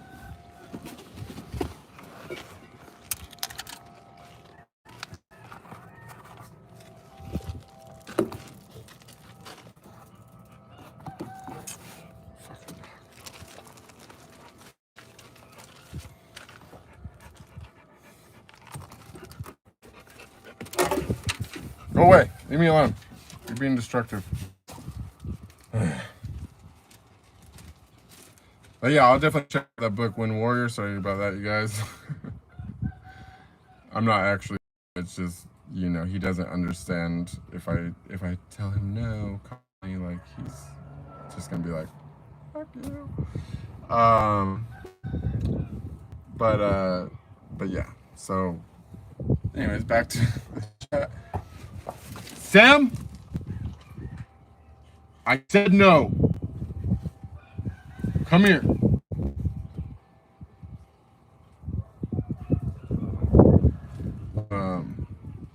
No, he says, was there an event that split Shakti into the earth and the many parts of the earth? Yeah, and I think so. I don't know exactly how that happened. But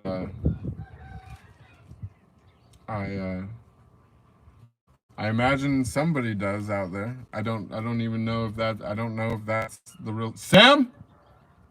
1 second, guys. This fucking dog.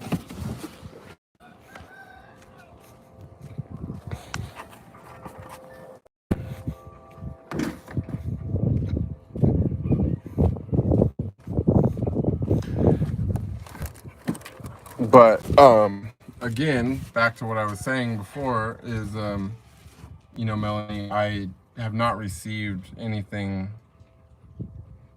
about anyone other than my, you know, all the information I've received was regarding my own life, my own soul, my own spirit, and my own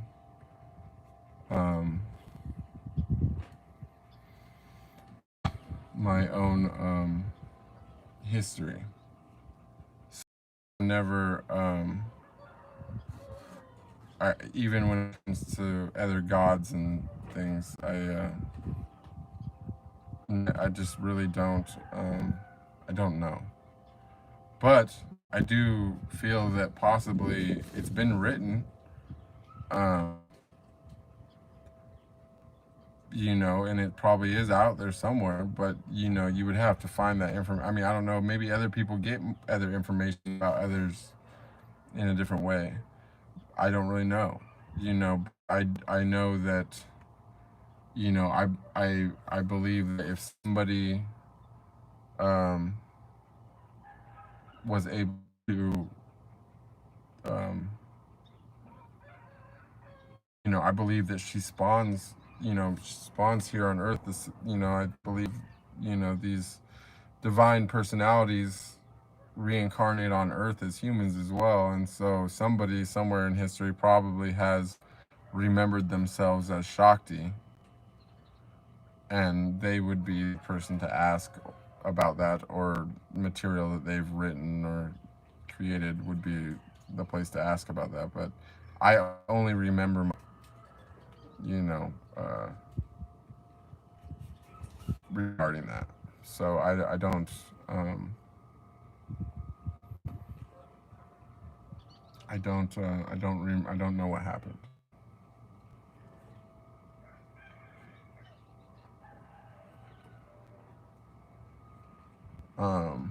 Rahim Khan says, bro, I really enjoyed the stream. I'm happy that you do. Magic is offering us some knowledge here. She says it's more of her being the avatar of precious divine feminine stream of divinity, just split in two for creation and destructive purposes. That makes sense. That sounds good to me. I'll take it. That sounds really good. I resonate with that.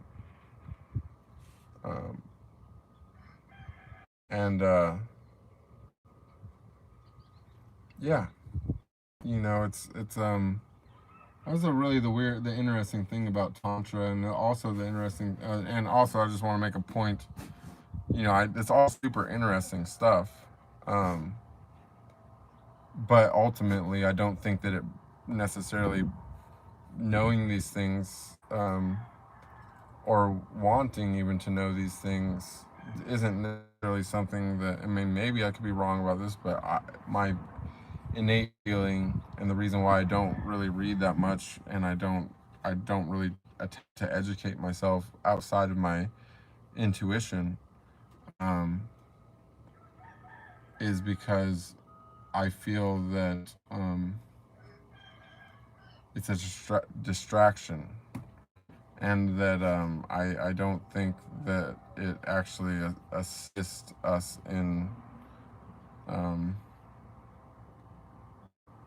don't think it assists us anywhere nearly as much as it hurts us, to be thinking about these things, because I, you know, like, I have a very, like, Taoist approach to everything, of that it's, you know, empty the cup. You know, if we empty the cup, if we empty our mind of all this kind of thoughts, and empty ourselves of who we are and our own, you know, human personality, it makes room for this kind of knowledge and these memories and these past lives and our higher selves to come in to our body, and it can, you know, it replaces our personality, it replaces our human ego-like personality, because we detach from the ego, and then something else has to fill the space, and the thing that fills that space is your higher self, the highest version of yourself, you know. And even, you know, even these, you know, avatars of God, you know, you know, that's not the highest version of the self. That would be like getting very close to the highest version. That's getting very close to the highest version of the self. But the highest self, we all will be the same. The highest self is above that, and everything goes back to that. You know, if you think about it, like the whole fractal thing, that, you know, light shining through like a kaleidoscope, kind of a there's only one light, you know, and it hits the thing that hits the thing, you know what I'm saying? It gets broken into pieces, and those pieces get broken into pieces. So, you know, we're all in our individual pieces, we're all in our bodies and our souls, and those souls are a reflection of our spirit, right? But we're not all going to have the same, that's still not to the central source. We're all coming from the central source of this light, and you know, it hits this lens and breaks into all these parts, and these parts are our higher selves, and then those parts go through and break into more parts, which are our souls, you know. So we're all trying to get back to this absolute source of all creation, you know, and even that source of all creation has a source of creation, you know. So, you know, I have so far only, you know, I've glimpsed what I think was the source of that creation, but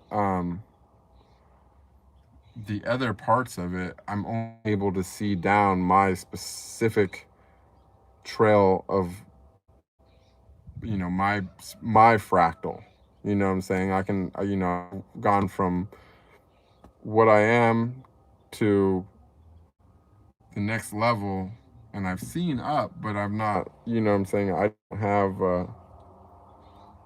I haven't been able to get information about any other people. I'm only able to, everything that I've gotten has been about learning myself and getting to know myself better and who I am.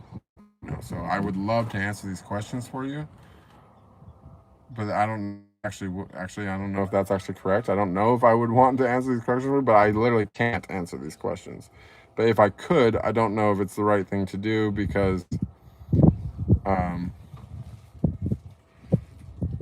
want you to see it yourself and find out for yourself. And I don't think that me telling you these things helps you find it necessarily. Some things, the things that I do tell you, I think are the things that I think help you find it. And that thing is empty the cup, wipe out your personality, you know, factory reset you and yourself and everything you are, and then look at what's left over and come to know that piece that's left over very, very, very well, and make room for something else to come in so that you can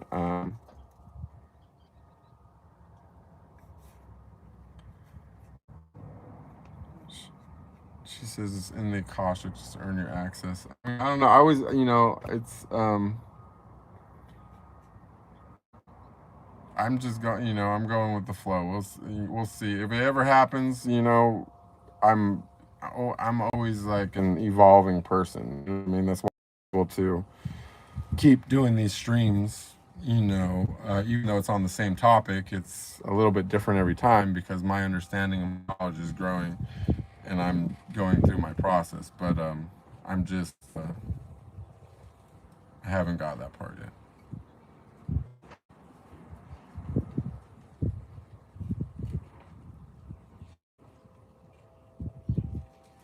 Sheila says, 3 gunas giving form matter. We know Thomas in English means inertia, also a name of Lord Shiva. Interesting. I did not know that. But that's interesting. I will definitely look into that. I'm glad that you've been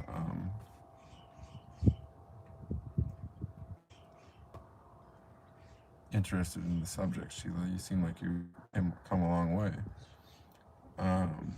But I will, it's interesting. There's a lot of stuff that, this is also why it's kind of, you know, in some way fun for this to be organic and for me to keep my blinders on and just keep walking my path, because it's fun to find out later that that there's these relations within things that have already been written and that relate to the experience, even though that I don't know and that I haven't,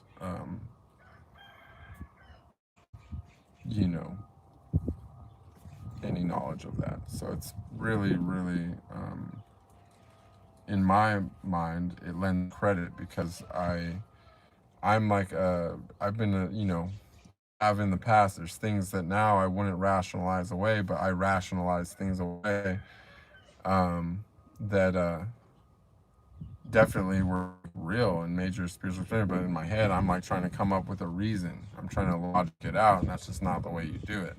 But I've done that many times before, and you know, it's part of the reason why I try to keep my blinders on, because I don't want to give myself an excuse to be like, oh yeah, just your subconscious mind came up with that because you read that material that was related to it, and now your imagination made that up. You know what I'm saying? Like, I don't want to have that feeling.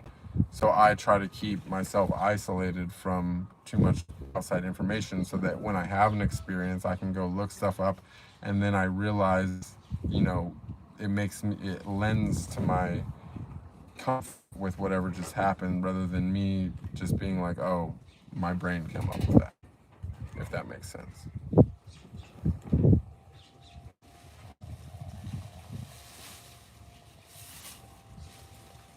Anyways, I don't really know what you mean by that, Raheem. I'm kind of, you know, not super into violence nowadays, though, if that's what you mean. But I'm at the bottom of the chat, you guys. It's been an hour and 41 minutes. I love you all very much. Thank you for coming to this stream.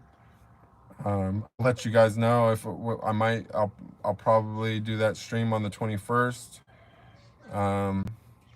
And we'll see what happens with that, if I still have the energy, but I'll definitely see you all soon. And you know, this stream is going to push me over the 3,000 hours, so it's going to take probably 5 days for YouTube to verify the hours and all that. So, you know, keep me in your prayers that we get approved for monetization, and you know, I'll start trying to come up with some new ways that we can interact, so that I can try to increase the stream frequency to maybe every day or every other day or something like that. You know, as we push forward to 4,000 hours, which will be the real moment when I can start taking YouTube seriously as a possible career path.